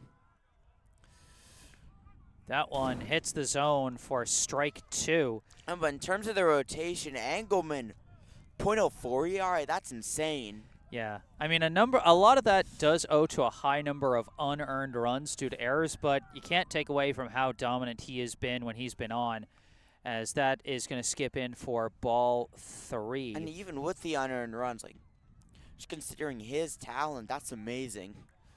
And sub 3.5 ERA for 3 of the guys. Full count now to Gutman. Misses, ball 4. And that one, a borderline pitch, just missed it. Very close, but Gutman draws his second walk. That is walk number 4 issued by Hoffman. And you mentioned it's really mostly been walks. That leadoff single from Gutman back in the first inning, the only base hit for the Dragons so far, as now up comes now the shortstop, number 1, Junior Calderon, as they throw back to first. You were excited about that one, Sam. You're looking for that pickoff. I thought they had a chance at it. They almost caught him. Especially with these guys taking big leads. He leads out again. As that one is sliced foul. And you can see, again, kind of the chess match that happens when it's pitcher with a runner on base. You can see kind of the stall that Hoffman takes before throwing the pitch. Just anything to throw off the timing and give the base runner at first a potential bad jump if he tries to break for second. Yeah, and it's worked so far. Not a lot of stolen bases against Hoffman. Oh, you jinxed it. You jinxed it. He said that the batter went around, so that will be strike 2, but Gutman is going to take second on the steal. Strike 2, but man, I really jinxed that. Oh, man. Well, welcome to the world of the announcer jinx, Sam. Trust me, I've had plenty of them, and you'll have plenty more in your career. I mean, this game you've had some too. I mean. And that one skips in, well blocked by Melton that time, ball 1. So a 1-2 count now to Calderon. At least not too many jinxes, in terms of at least the bad jinxes.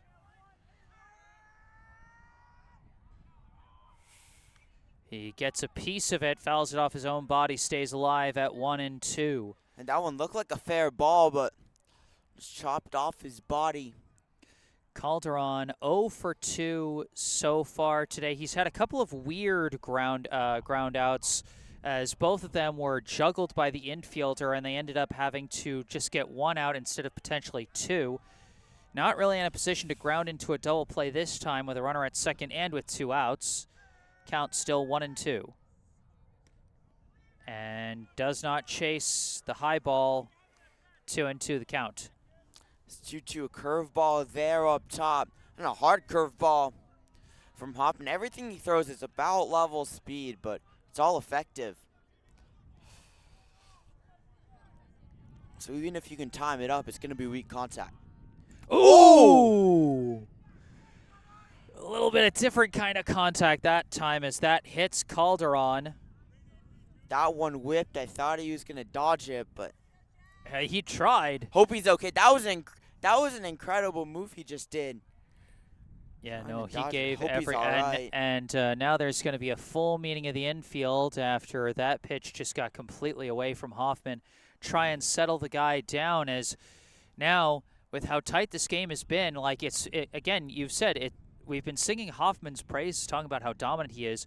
Right now, the tying run is on first base. Yeah. Like that is just how close this game has been, and that's just the way it is with a pitcher's duel. You know, again, you can have all the dominance in the world, but if you let just a couple of guys reach base, you know, even without any big swings, it can turn into this big threatening situation. And now, again coming up with runners on the bases and 2 down, it is the second baseman, number 10, Jack Shapiro. He is 0 for 2 so far. He's grounded into an inning-ending double play and then grounded into an inning-ending ground out at third when he had runners at second and third. Now with runners at first and second and 2 down here in the fifth. As the first one hits the zone, strike one. Strike one. Hoffman looking to end this 5th inning. Most likely his last inning. You never who know. knows? He could go one more. You never know. He's And had a with the little trouble with control this inning, but we'll see.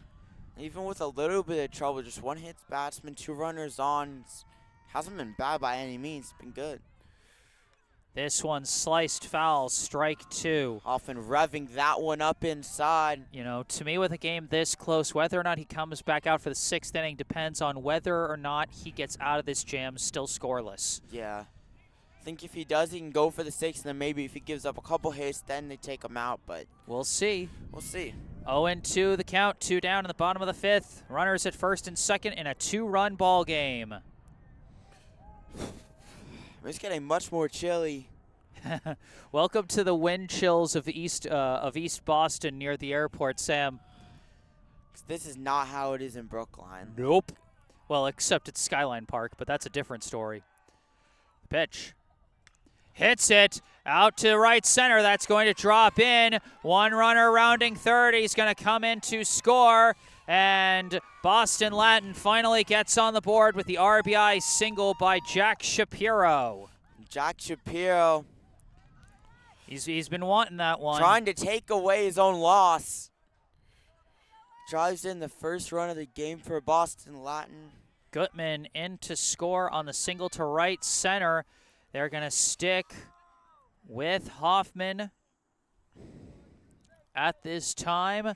As coming up to the plate now, it's going to be pitcher versus pitcher as up comes number 5, Theo Denner. Hoffman just caught one in the middle of the zone, got it chopped up. Good pitch to hit for Shapiro as he drove that one out. First pitch hits the zone, strike one. It'll be interesting to see if they try and send Shapiro, maybe try and bait Brookline into trying to throw him out so the runner can try and go home. But with 2 outs, a lot riskier than that play would normally be. 0-1, the count to Denner at this moment. That one high for ball 1. Hoffman just struggling with control a little bit.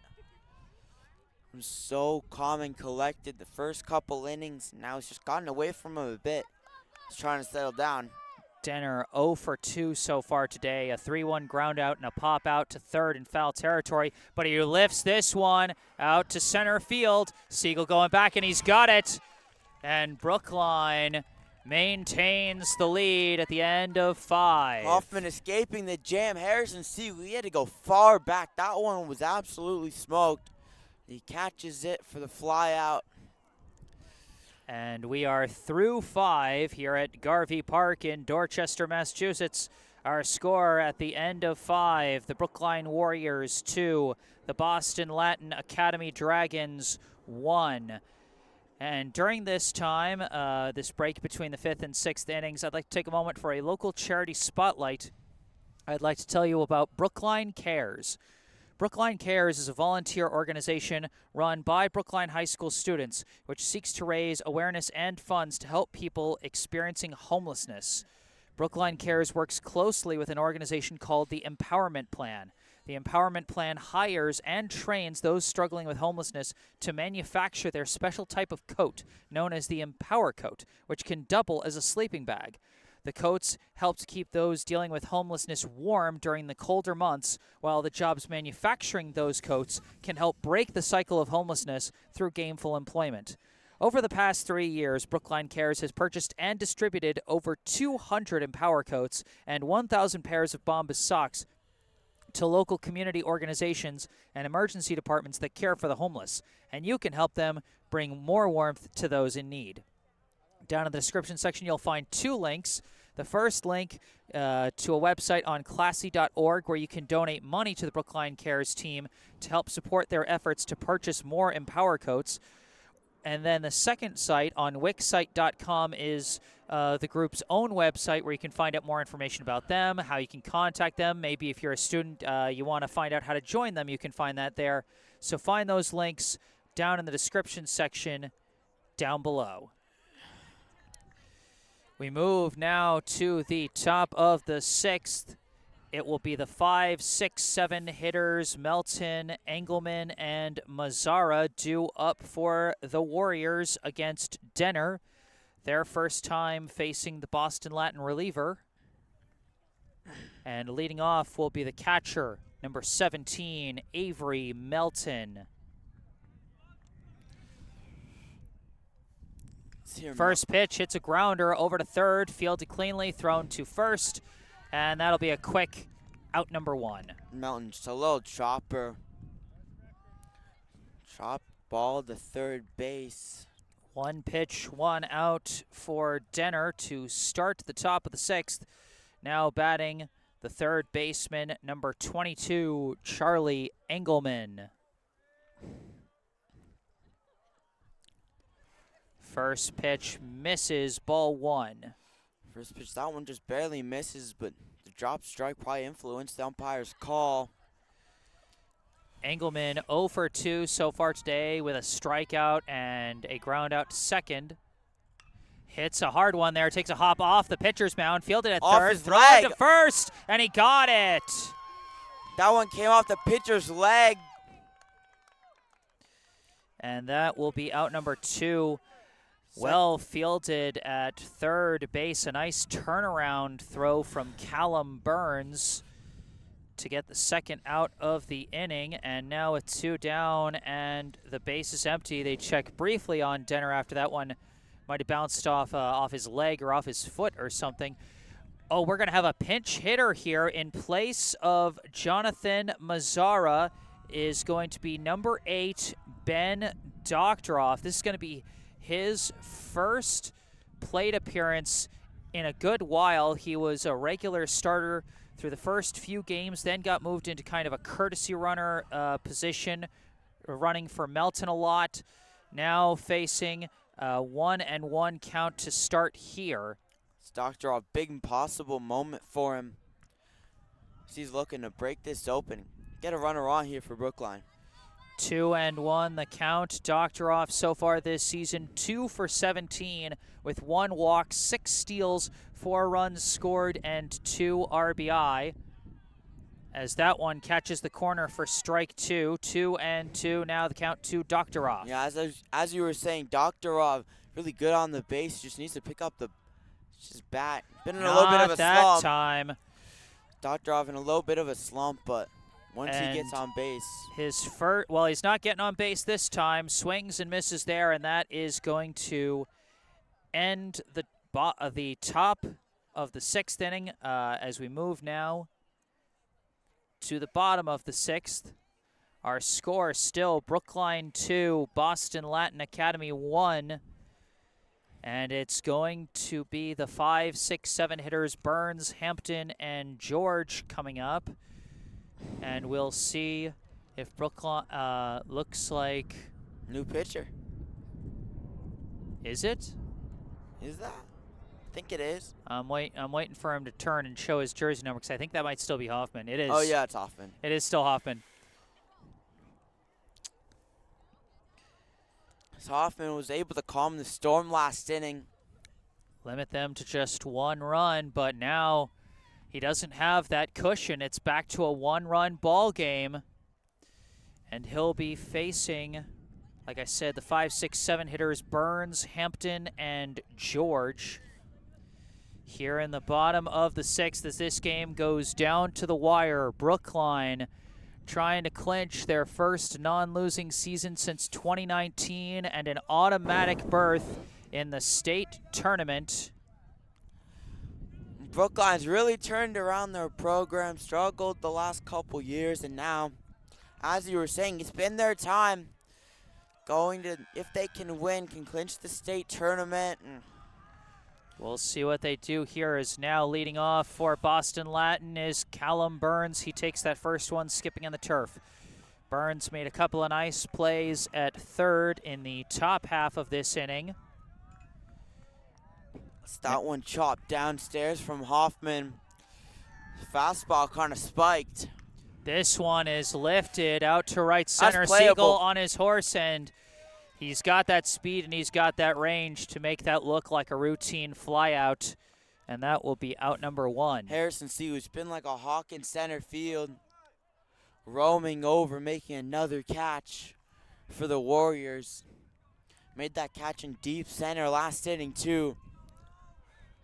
He's had a heck of a day with an RBI triple as well. Feels like he's been man of the match so far. 1 down, and now up the first baseman, number 14, Mike Hampton, as he takes ball 1 there. Probably either Hoffman or Siegel for me. For sure, and hey, you can't forget the guy who's scored both runs. Sawada. Keenan Sawada. Him also. As that one is low for ball 2. It's been a real collective effort. For sure. Yeah. 2-0 the count to Hampton. His last time up, he flew out to center. Before that, drew a walk. So 0 for 1 so far today with 1 free pass as he takes strike 1 there. And Hoffman just getting it in there. Another fastball for a strike. Haven't been able to do much. A couple flyouts that were hit pretty hard, but still in good places. Hoffman doing everything right. That one hits the zone as well. Strike 2. 2-2 the count to Hampton. And now 2-2. Hey, maybe he goes to something. Try to get him off guard, possibly. He's been expecting a strike. And he tried to chase him low there, but again, the Dragons hitters have not been chasing those, and he doesn't chase that one. Full count. Ended up going with that slider curve down. It didn't work. It's just been so much better when he's throwing strikes. Misses that one low, ball 4. Hampton draws his second walk of the day. The tying run is on base here with 1 out. Another walk for Hoffman. He's gotten a little bit more out of control in these last couple of innings. Still able to settle. First couple innings, he had about a walk, base runner. An inning ever since. He's been giving up a little bit more contact, more balls, less strikes, but still able to hold it together. Now batting the right fielder, number 2, Sam George. That first pitch gonna miss for ball 1. Was that change up on the right, on the outside part of the plate to George. Sam George made a big impact in the field. Nothing yet. Nothing yet at with the his plate. bat. 0 for 2 with 2 inning-ending groundouts as he takes ball 2 there. Another ball from Hoffman. He's just gotta. I feel like Jesse's just gotta establish that strike zone if he can do that. 2-0 the count. And that one hits the strike zone. And that'll make it a 2-1 count. This is 2-1. Here, Hoffman checking first. Another stolen base threat. He takes a big lead. That one gonna miss just outside, ball 3. A 3-1 hitters count to George with a runner at first and one out here in the bottom of the 6th. There, the BHS bench thought they had a strike there. Another borderline call going the hitter's way from the umpire. And he hits a dribbler right in front of the plate, picked up by Melton, thrown to first. They get out number 2. Hampton does advance on what it, for all purposes, might as well have been a sac bunt, although it won't go down as one. A 2-3 ground out. But now the tying run in scoring position with 2 down. And now up comes the catcher, number 9, Nate Bonilla. Three kind of weird dribbler ground outs for Sam George. As you were saying there, Jesse, it's basically a bunt. Still effective for Boston Latin. First pitch is low, but well covered by Melton, as anything that gets away from him could lead to a runner moving on the base paths. Oh, thank you. I gotta put this down. 1-0 the count to Bonilla. And that pitch is going to be high for ball 2. Yeah, you got to watch out putting your papers down on exactly. in a windy day like today. It's cold and windy.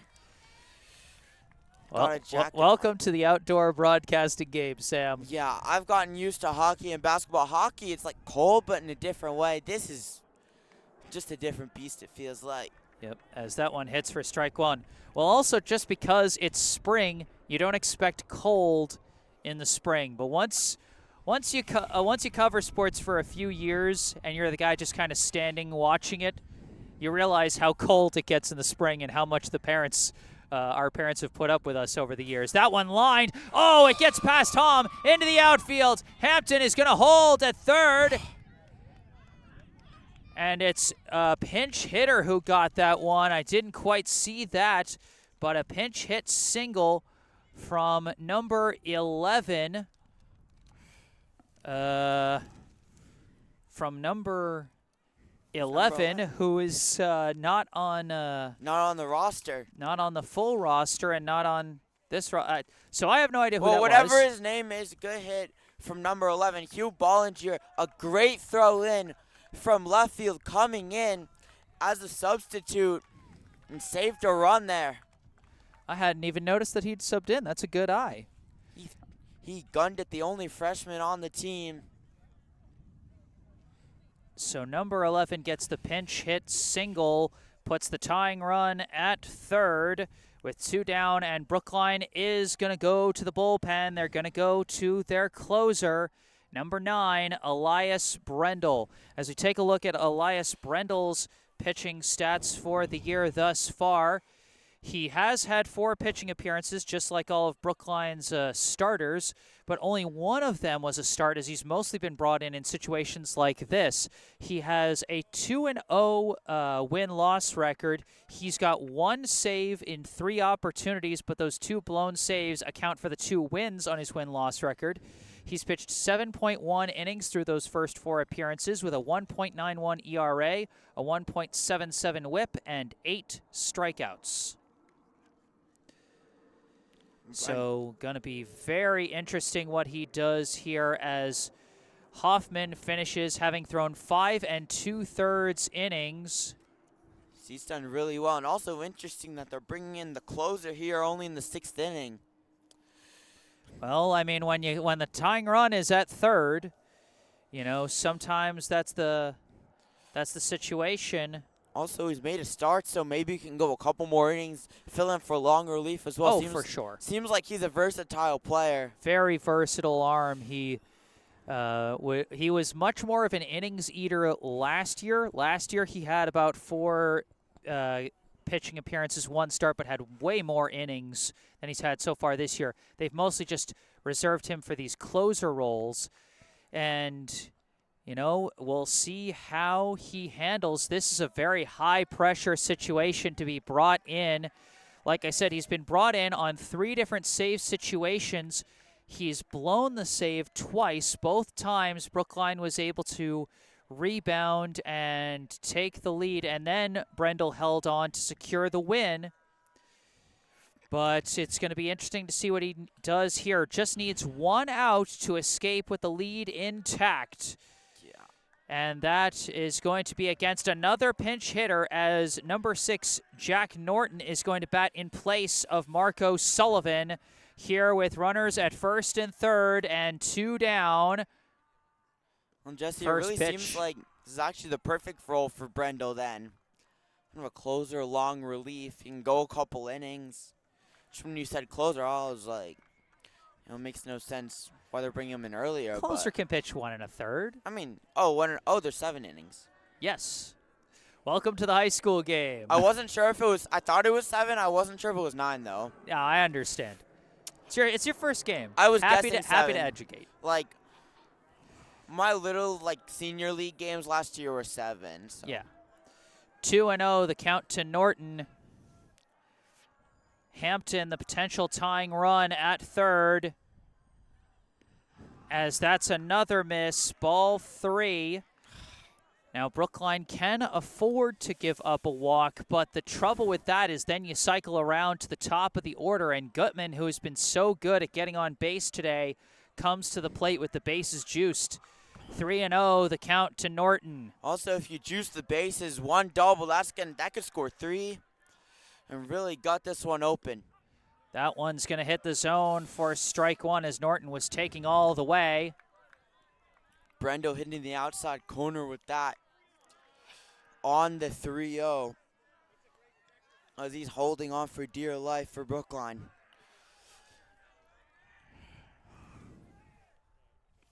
That one hits the zone as well. It's a full count here in the bottom of the 6th with 2 down, runners at the corners in a 1-run ball game. It's full count. It's about as high leverage as it gets. Big payoff pitch coming. Who's going? And that's going to bounce low, and that is going to load the bases on a walk. Number 11 was running because no matter what happened there, it was either the inning was going to end or he was going to get the free pass to second, which he did. And so it will be bases loaded, 2 down in a 1-run ball game, as now upcoming is the center fielder, number 4, Nuri Gutman. Gutman, 1 for 1 so far today with a single and 2 walks. Up in a big situation here, and Brookline can't afford to give up a walk in this situation with the bases loaded. But the first pitch from Brendel is a strike. Brendel gets it in there, and Gutman, a dangerous hitter. He'll need to lock this down. Gutman scored the first run of the game for Boston Latin last inning. Brendel slider into the zone there. Is this one? Also hits the zone. Brendel finding the strike zone a lot more easily against this batter than he did against the last one. 0-2, 2 down, bases loaded, 1-run ball game. Well, that one he revved it back up with a fastball. Can Brendel escape the jam here in the 6th? Oh, just missed ball 1. He just missed that one down low. And the whole Brookline bench thought that was a strike. Every member of the Brookline team there thought that one was a strike. That one. It was a very close call. And the thing is, Sam, when you get a borderline call in the zone, the ump is going to lean towards the call that doesn't result in an out or a walk. Yeah, and ending the inning. 1-2, the count. Reaches out, hits a grounder, over to short, taken by Hom, throw to first, not in time! He reached on the infield single, and we are tied! Nuri Gutman has reached 4 times today, and now he is driven in the tying run. And a bang-bang play at first base. Gutman just barely beat it out. Good throw from Hom off platform. He was able to gun it over, but Gutman, with that speed, he's now 2 walks And two singles. 2 singles. He's been so dangerous 2-2 game. And that's the tough thing is it was a slow high hopper that Hom had to charge in for. He was pulled back in the infield to make sure that nothing got to the outfield to try and cover for that. And so the slow high hopper opened the door for Gutman to speed his way over to first. Like I said, such a chess match. And now coming to the plate will be the shortstop number 1, Junior Calderon, with the bases loaded still. And now the go-ahead run at third for Boston Latin Academy. As again, I think they were trying to move people back. Move people back as now they've come into the field again. I wonder how they put up with all the games here. First pitch to Calderon. Hits the zone, strike 1. So that one's in for a strike. Calderon, he's down solid as well.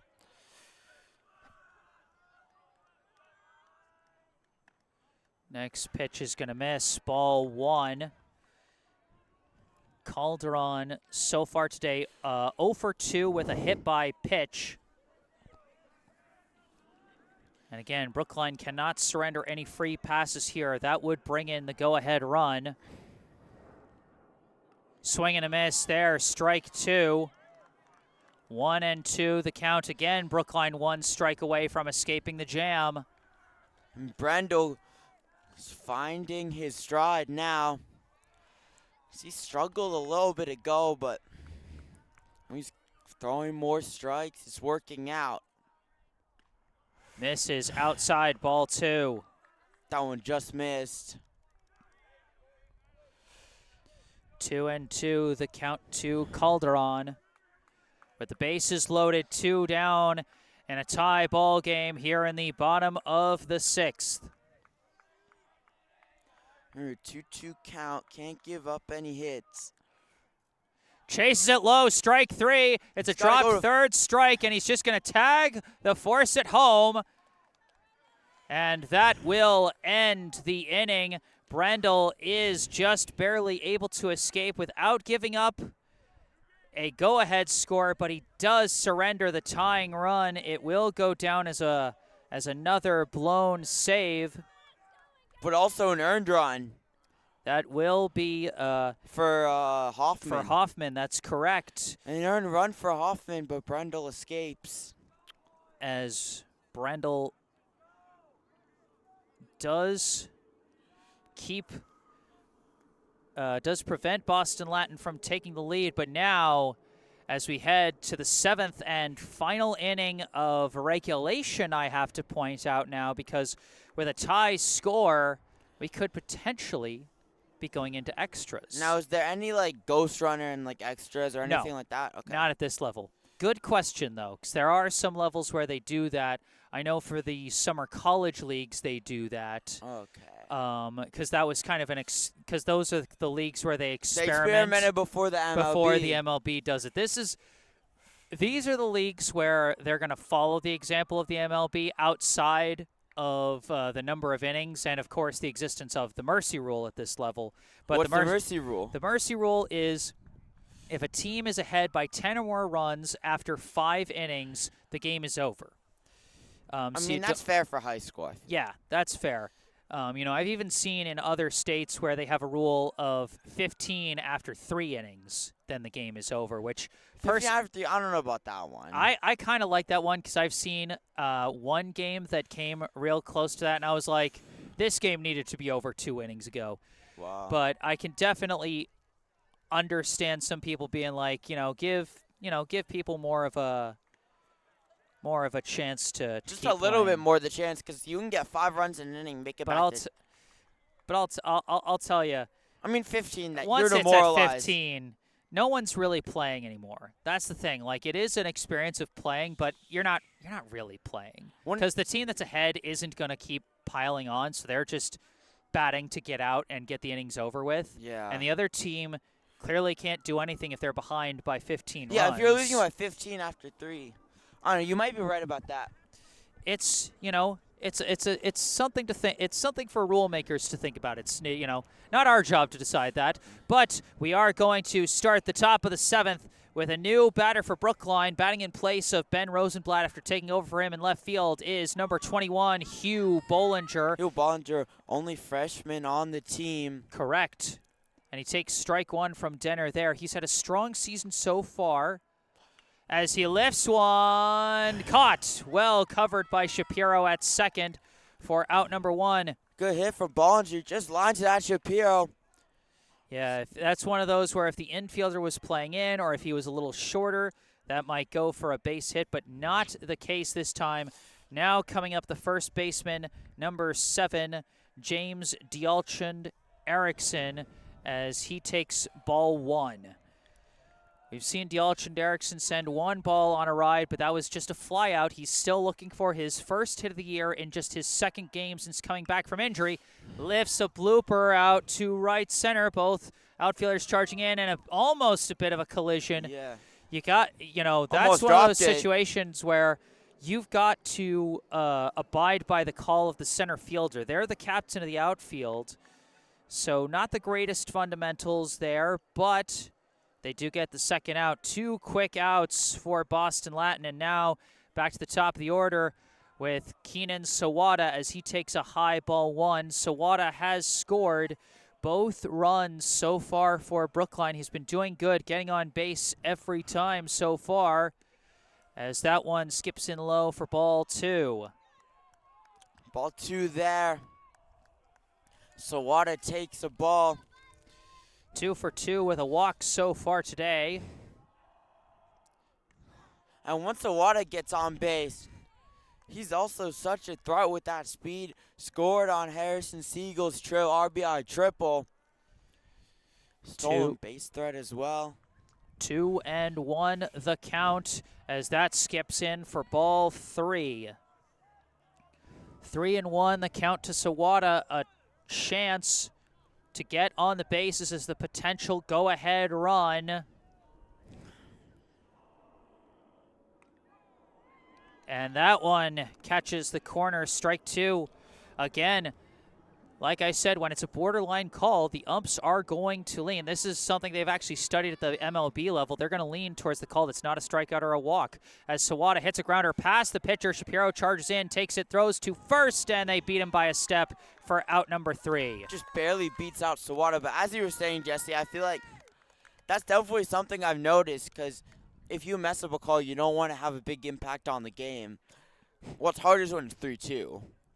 Correct. That's when their hand is forced. You gotta make a call either way, and it's gonna get a result. But our result right now is that we move to the bottom of the 7th inning. Brendel coming back out for another inning of work, and we're tied at 2. The bottom of the 7th, Boston Latin coming up after scoring a run. And if Boston Latin, who has scored a run in each of the last 2 innings, if they score 1, the game will immediately end on a walk-off. If they were to score, as they are the home team, Brookline trying to give themselves another chance to get back at the plate in the 8th inning. Try and score. Wait, so Jesse, so like how if we went to extras, how many innings would there be of extra innings? Or is there no limit? Or we got lights here. As long as they have permission so to it's turn the going lights forever. on. Yeah, as long as they got permission to turn the lights on, because they've last time Brookline played here, they played under the lights because it was a later start time. That sounds cool. But it was a great time. But that's, obviously relies on whether they have, permission to get the lights on and everything, because if they don't, or if the technology malfunctions in any way, then the game could be postponed due to darkness, in which case I've seen that happen a couple of times. They end up, scheduling a time to resume the game, usually as soon as possible, so likely it would be tomorrow if that were to happen, if the game got called due to darkness, but I don't expect that to happen here today. As it is, now batting is Jack Shapiro as he takes strike 1. Shapiro, of course, drove in the first run of the game for Boston Latin back in the 5th. As he takes strike 2 from Brendel there. Takes strike 2 again. Brendel blew the save for the 3rd time this season, but each time he's done that, he's ended up with the pitching win. And Brendel got wild with that. That almost hit him. That was really close. Nearly hit him. But did not quite hit him. And so still a chance to get him out with a 1-2 count. Here's the 1-2 from Brendel. And he chops this one high, shallow left field. Hom is back, but surrenders it to Bollinger, who makes the snag for out number 1. He comes in, Brendel. 3rd blown save, but we'll see if he can get the win after this. That's been his MO so far, is out of 3 save opportunities before today, he got 1 save, blew 2 others, but both times he blew the save, he got the win. Now batting is the pitcher, number 5, Theo Denner, as he takes that one outside for ball 1. Oh, Brendel, he's been good in long relief in addition to just being a closer with getting those wins. A guy that can go a couple innings. He's not just, put him in for the 7th. He can definitely get a couple. 2-0 the count now to Denner.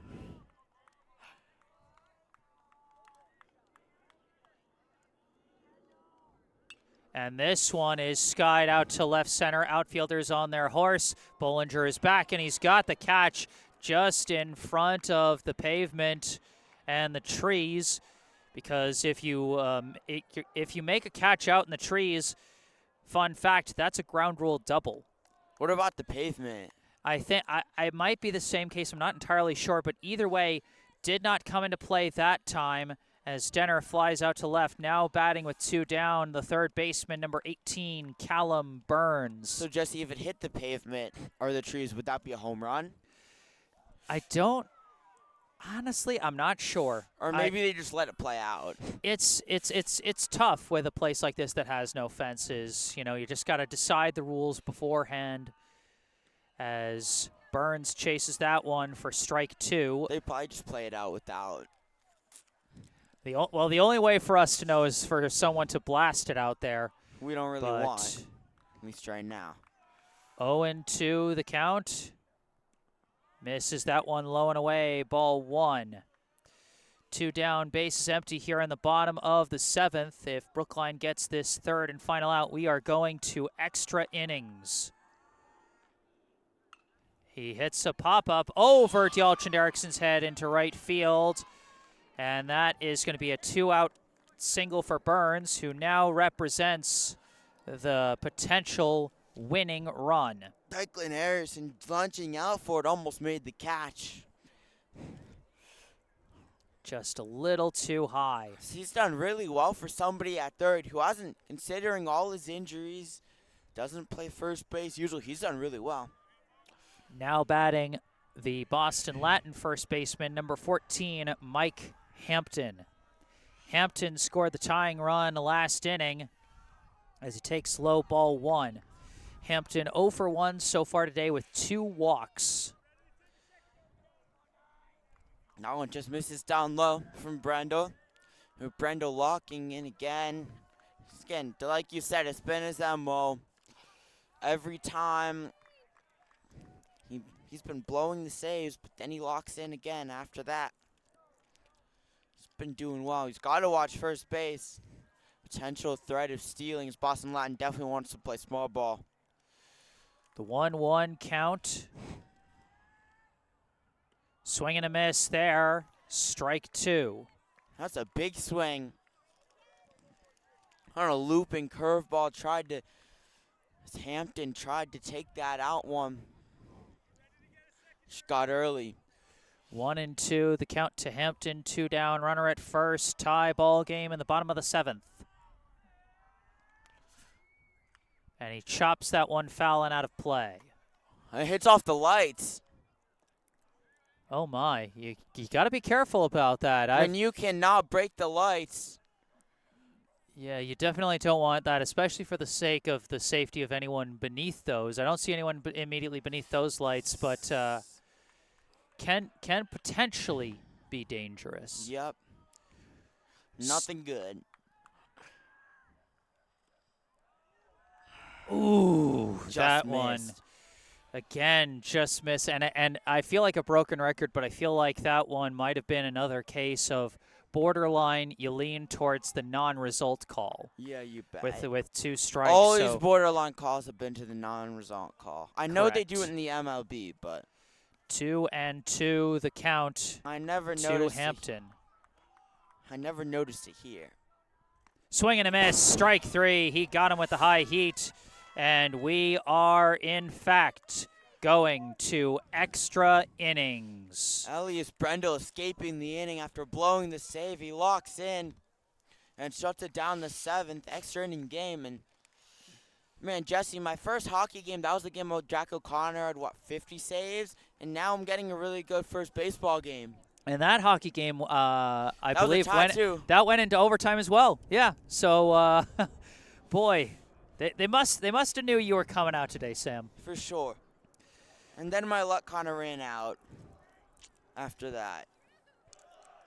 Well, we'll see what Brookline's fortunes are to be as we move to the top of the 8th inning here at Garvey Park. The coaches probably discussing what the situation is with the lights, how far into the game they can go before potentially have to calling it due to darkness. And then would they just play that out tomorrow? Most likely. That makes sense.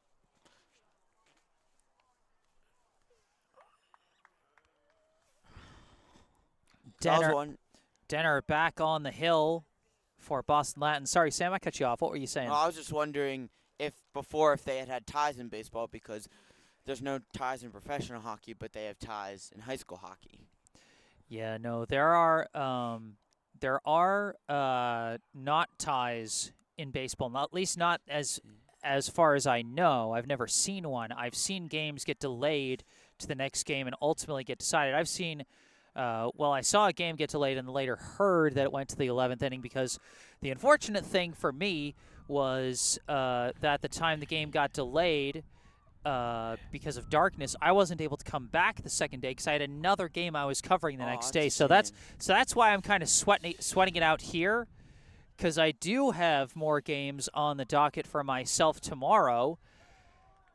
So I'm really hoping that someone can end it here in the 8th. Yeah. And we shall see how that goes. It's the 2, 3, 4 hitters due up for Brookline: Siegel, Brendel, and Hom.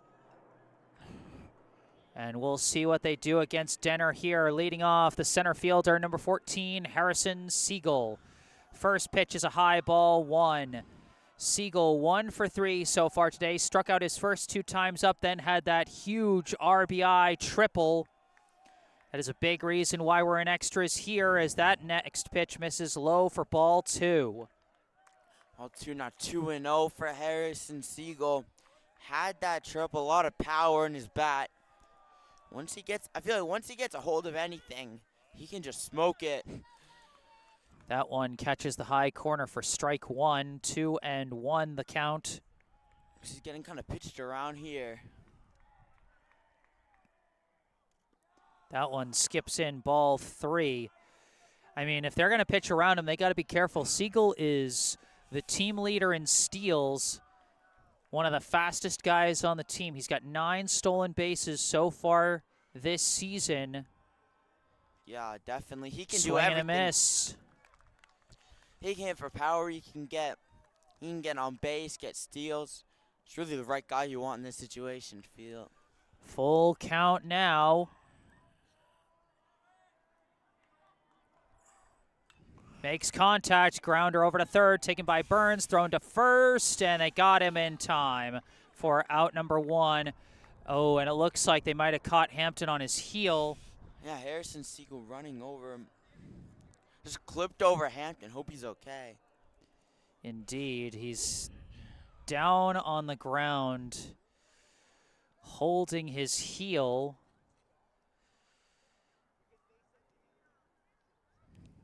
Oh. Got such a precarious position at Oh. first base. Oh, that doesn't look good.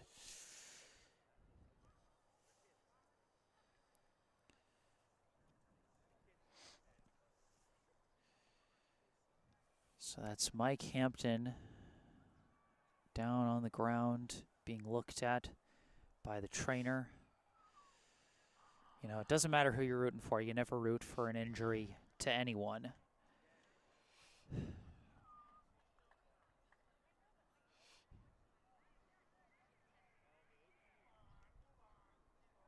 Oh. Okay, he's getting up, little hobbled, trying to walk it off.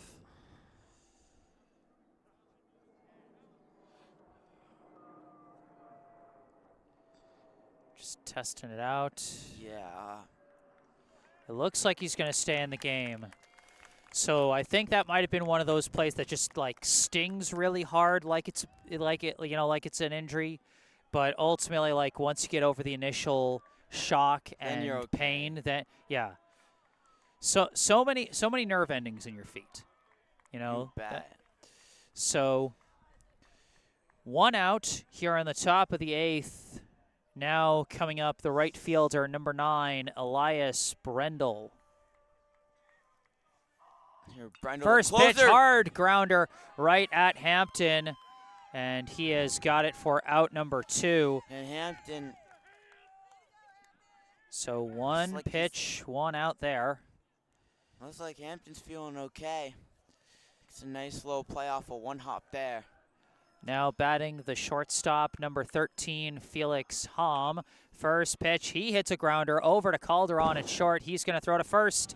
Taken off the turf by Hampton for out number 3. So Brookline goes down in short order in the top of the 8th. And now we move to the bottom of the 8th, still tied at 2. Another chance for Boston Latin to potentially win this game. With 3 quick ground balls there for Boston Latin to handle earlier in the game. They were definitely struggling with their fielding, but he's gotten really sharp as of recent. Haven't been there in a couple innings. Now Brookline holding on for dear life with Elias Brendel. 1 run from the Dragons would end this game on a walk-off here in the bottom of the 8th. Yep, just need 1. As it'll be the 7, 8, 9 hitters due up. We had a couple of pinch hitters there, but I expect Bonilla will probably be back at the plate as he is the catcher, so he was probably subbed out for 1 at bat and then subbed back in. That is something that is allowed at the high school level. George set to be the first batter, and then Norton pinch hit for Sullivan. And I assume he's staying in the batting order, so my guess is that it's George, Bonilla, and Norton. But we shall see what happens here in the bottom of the 8th. It's a really good pitcher's duel this game. Both sides have just been locked down. It's been a heck of a game, just 2 runs from each side.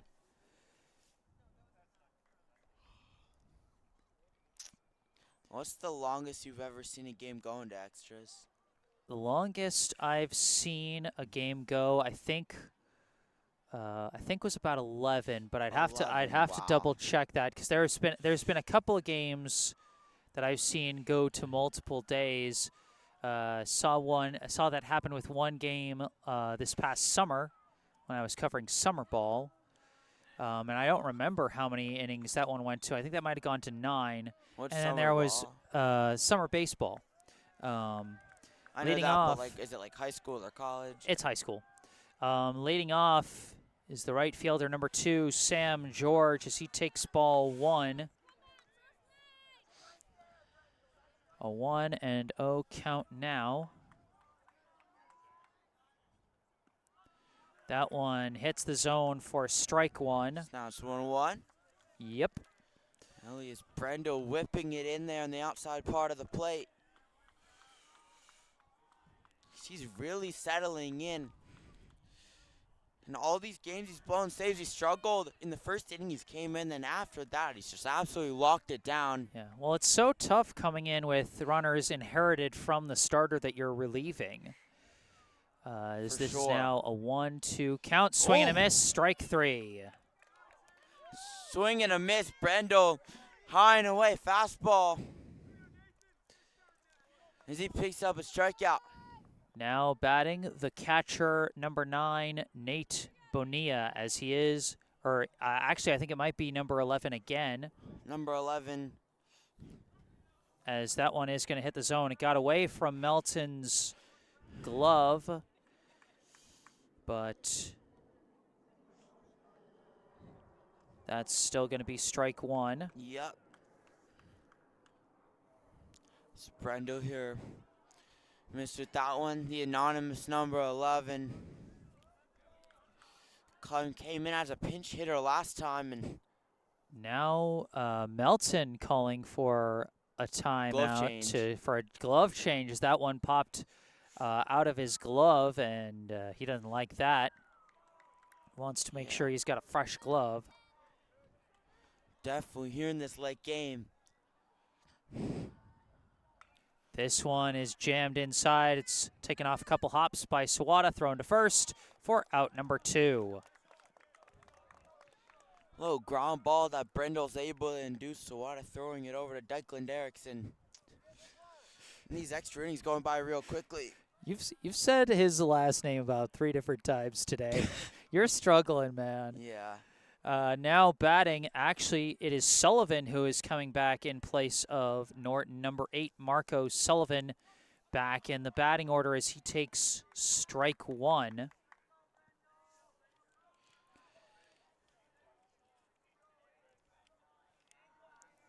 0-1 the count to Sullivan. That one misses, ball 1. He takes that one, a little slider in there. Brendel trying to advance this game to a 9th inning.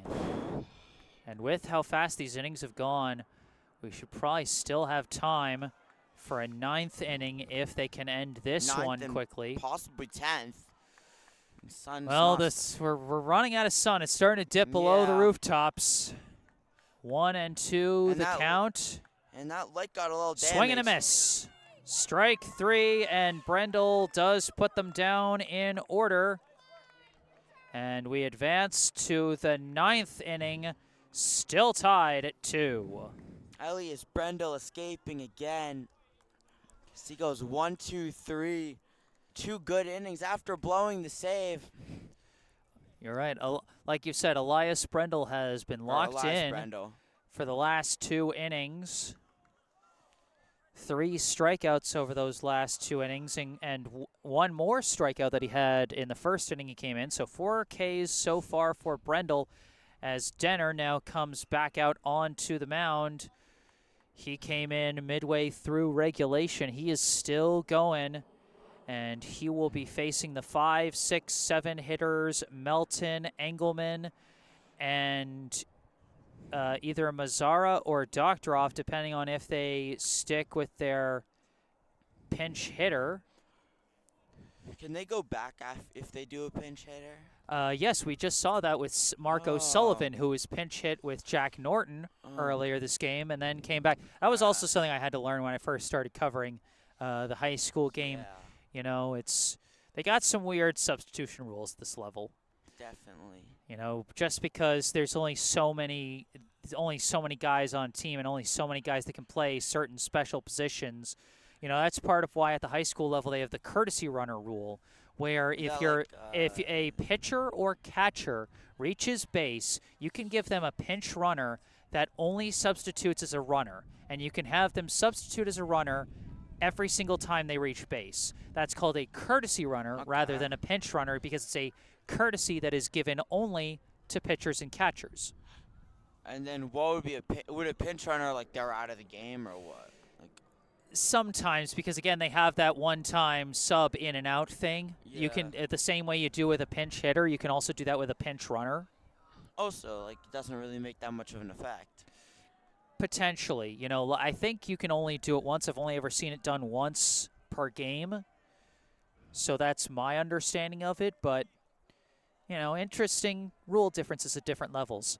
Yeah. We start the top of the 9th inning, leading off the catcher, number 17, Avery Melton, and it hit him! Hit by pitch. First pitch hits him, and the go-ahead run is on the base paths as Melton gets plunked to start the inning, and now we'll see if Brookline sends in a courtesy runner for their catcher, and it looks like the Boston Latin catcher, as he might have taken that off the ricochet, was a little shook up there, and likely I wouldn't be surprised if we saw a courtesy runner come in.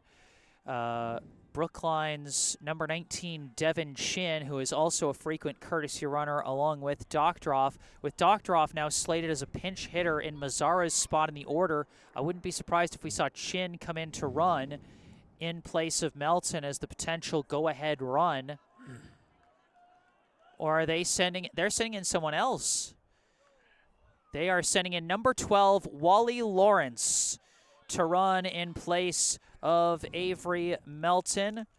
As now coming up to the plate will be the third baseman, number 22, Charlie Engelman. Let's hear Engelman coming up.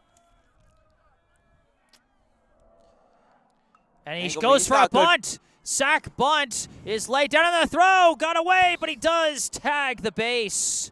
Well, I was about to say Engelman. He's got some good power in his bat, but he decides to bunt it down.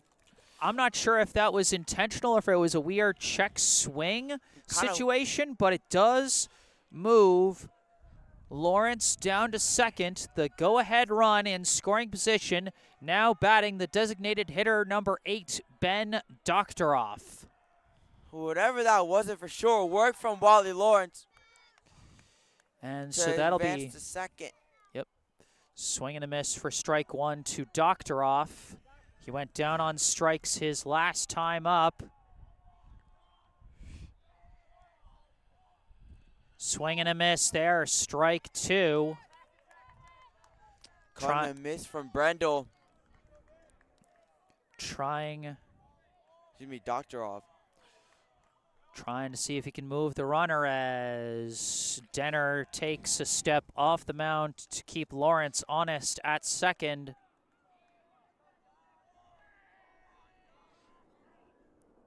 And he hits a high hopper over the pitcher. Charging in is Shapiro, and he gets the play at first for out number 2. Lawrence is moved to third on the ground out by Doctoroff. And now all eyes are on the freshman, the left fielder, number 21, Hugh Bollinger. Bollinger was the hero back in Brookline's second win of the season against Framingham. Had the walk-off hit in the bottom of the 7th. Now up with the go-ahead run at third, and he chops it high, and that's going to be playable.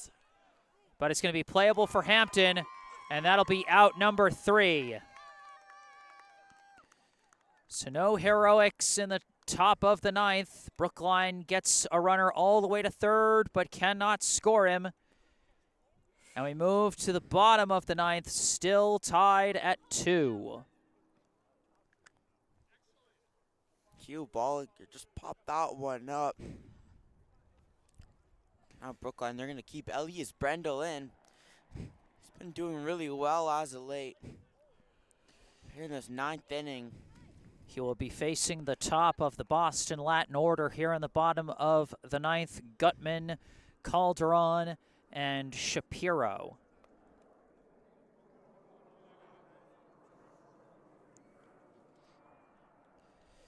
A note in the live chat from Paul Haum, father of Felix Haum, says, "E crushing it," referring, of course, to Elias Brendel.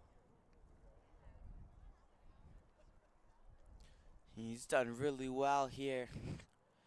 He has been locked in since surrendering the tying run in the 6th inning. He has been shut down. And Brookline needs him to be shut down again here in the bottom of the 9th. He's been able to lock it down after giving up that blown save. Kind of interesting phenomenon that's happened with his season. Hopefully proves a good luck charm for Brookline.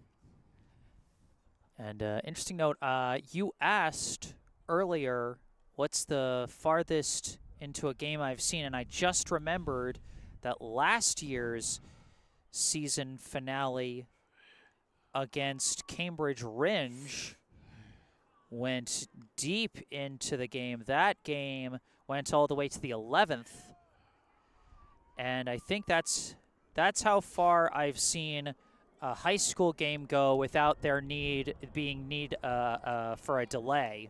Wow, 11th, that's something. Now leading off here on the bottom of the 9th, the center fielder, number 4, Nuri Gutman. Gutman 2 for 2 with 2 singles and 2 walks. 1 run scored and 1 RBI as he drove in the tying run with an infield single his last time up against Brendel as he takes strike 1 there.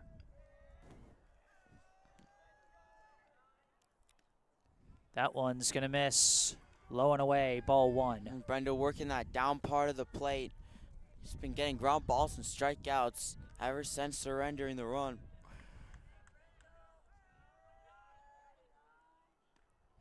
That one misses outside, ball 2. That low and outside kind of has been effective for him.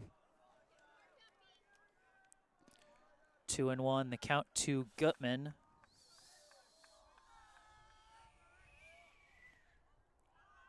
That one gonna miss, ball 3. That one just outside. The outside of the plate has not been kind to Brendel this at bat. 3-1, the hitters count for Gutman. Not at all, and it feels like umpire hasn't been calling a lot of stuff outside. Calls it there though. Strike 2, and now a full count to Gutman.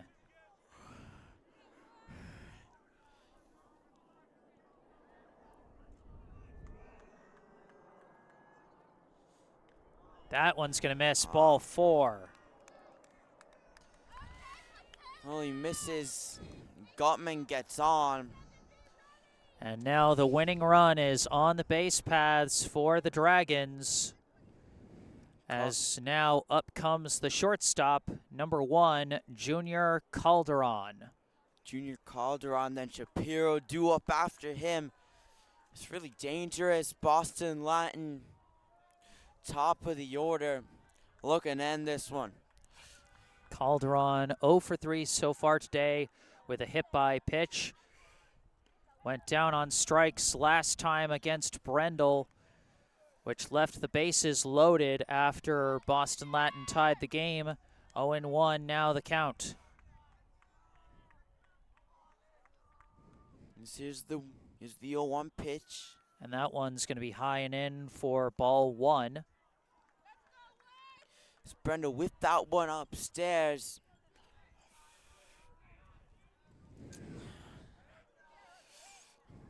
That's a big lead at first base. Swing and a miss there, strike 2. Melton briefly looked like he was going to throw down to first, but did not. And really, that's just the thing that base runners are going to do against a right-handed pitcher. You're not facing a quick and easy throw to first, so runners are going to take a noticeable lead. 1-2, the count to Calderon. Runners taking off. Going. Swing and a miss, strike 3. Throw down to second, not in time. The winning runner in scoring position now, but Brookline does get the first out of the inning. 1 out runner at second. Well, he gets the strikeout. But Gutman taking that big lead, getting a really good jump against Elias Brendel. Now an intentional walk's coming. An intentional walk issued to Jack Shapiro to create the force at the lead runner. Smart strategy as Shapiro, he won't matter if Gutman comes in. the extra runner won't matter. So now batting the pitcher, number 5, Theo Denner, and he lifts one out to left. Bollinger on his horse, chasing. That drops fair, and that is going to end the ball game. In comes Gutman, and the Boston Latin Academy Dragons win in walk-off fashion. Everyone's the final score, Boston Latin Academy 3, Brookline 2. A smoker to left field. The whole Boston Latin team comes out to pile on each other. And what a game. And that one was on borderline home run territory. Hugh Bollinger sprinted back but just couldn't catch up to it. And what a game. What a game, and what an ending. Not the ending Brookline was looking for. They fall to 9-3 on the season off the walk-off loss as Gutman comes in to score off the walk-off double from Theo Denner to end the game. What a hit from Denner.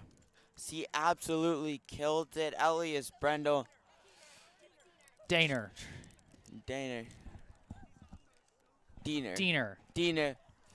Well, Diener smokes it almost to the fence that you can see in left field. Bollinger couldn't catch up. Yep. And then from there, it actually took a minute for the runners to come around for Boston Latin. Bollinger had a chance to throw it back in, but there wasn't much of a chance with how far out that was. Just too much. The runners were holding back in case they had to tag, in case the catch was made, but Gutman with his speed, there was no chance there. Yeah. So that is going to do it for us here at Garvey Park. Sam, thank you so much for joining me. I know this was a little chillier than you might have expected for your first baseball broadcast, but I hope you still had a fun time, and looking forward to having you for some more broadcasts this spring season. Yep, for sure. Thanks for having me, Jesse. It was a good game. All right, well, that is going to wrap this one up. I am Jesse Mayfield-Sheehan. Remember, if you enjoyed this live stream, be sure to hit that like button and subscribe to the channel to stay up to date on all my upcoming live streams. The baseball team going to be back in action on Monday, but I will have a Brookline High boys lacrosse game at Cambridge. They're playing at Cambridge Range tomorrow morning at 10 a.m. I'll have that one covered. Be sure to stay tuned for that. Subscribing to the channel can help. Thank you to all those who brought the good vibes in the live chat today. We had a lot of chatters. We had a number of chatters today, but if there's anything you'd like to say after the live stream is concluded, remember you can post it down in the comments section down below after the live stream is concluded. Also, be sure to go down below to the description section of the video where you can find some helpful links. You can first find a link where you can donate to the At-Bat for Brookline Booster Club if you'd like to support the Brookline High baseball program financially. You can find a link, some links related to our local charity spotlight, Brookline Cares. Below that, you can find some links related to me, which you can also find in the bottom right corner of your screen. My personal website, jessesports.com. You can find out more about me, the freelance sports broadcasting services that I provide to various teams, and how you can commission those services for your favorite team. Or if you want to skip past all that, you can just email me directly with any questions or requests you may have. And remember to follow me on Instagram, where I post highlights from previous live streams and links for upcoming live streams. But for this live stream, that's going to do it. The final score in 9 innings, the Boston Latin Academy Dragons 3, the Brookline Warriors 2. From Garvey Park in Dorchester, Massachusetts, for Sam Lowenstein, I am Jesse Mayfield-Sheehan. Thank you all for watching, and have a good night.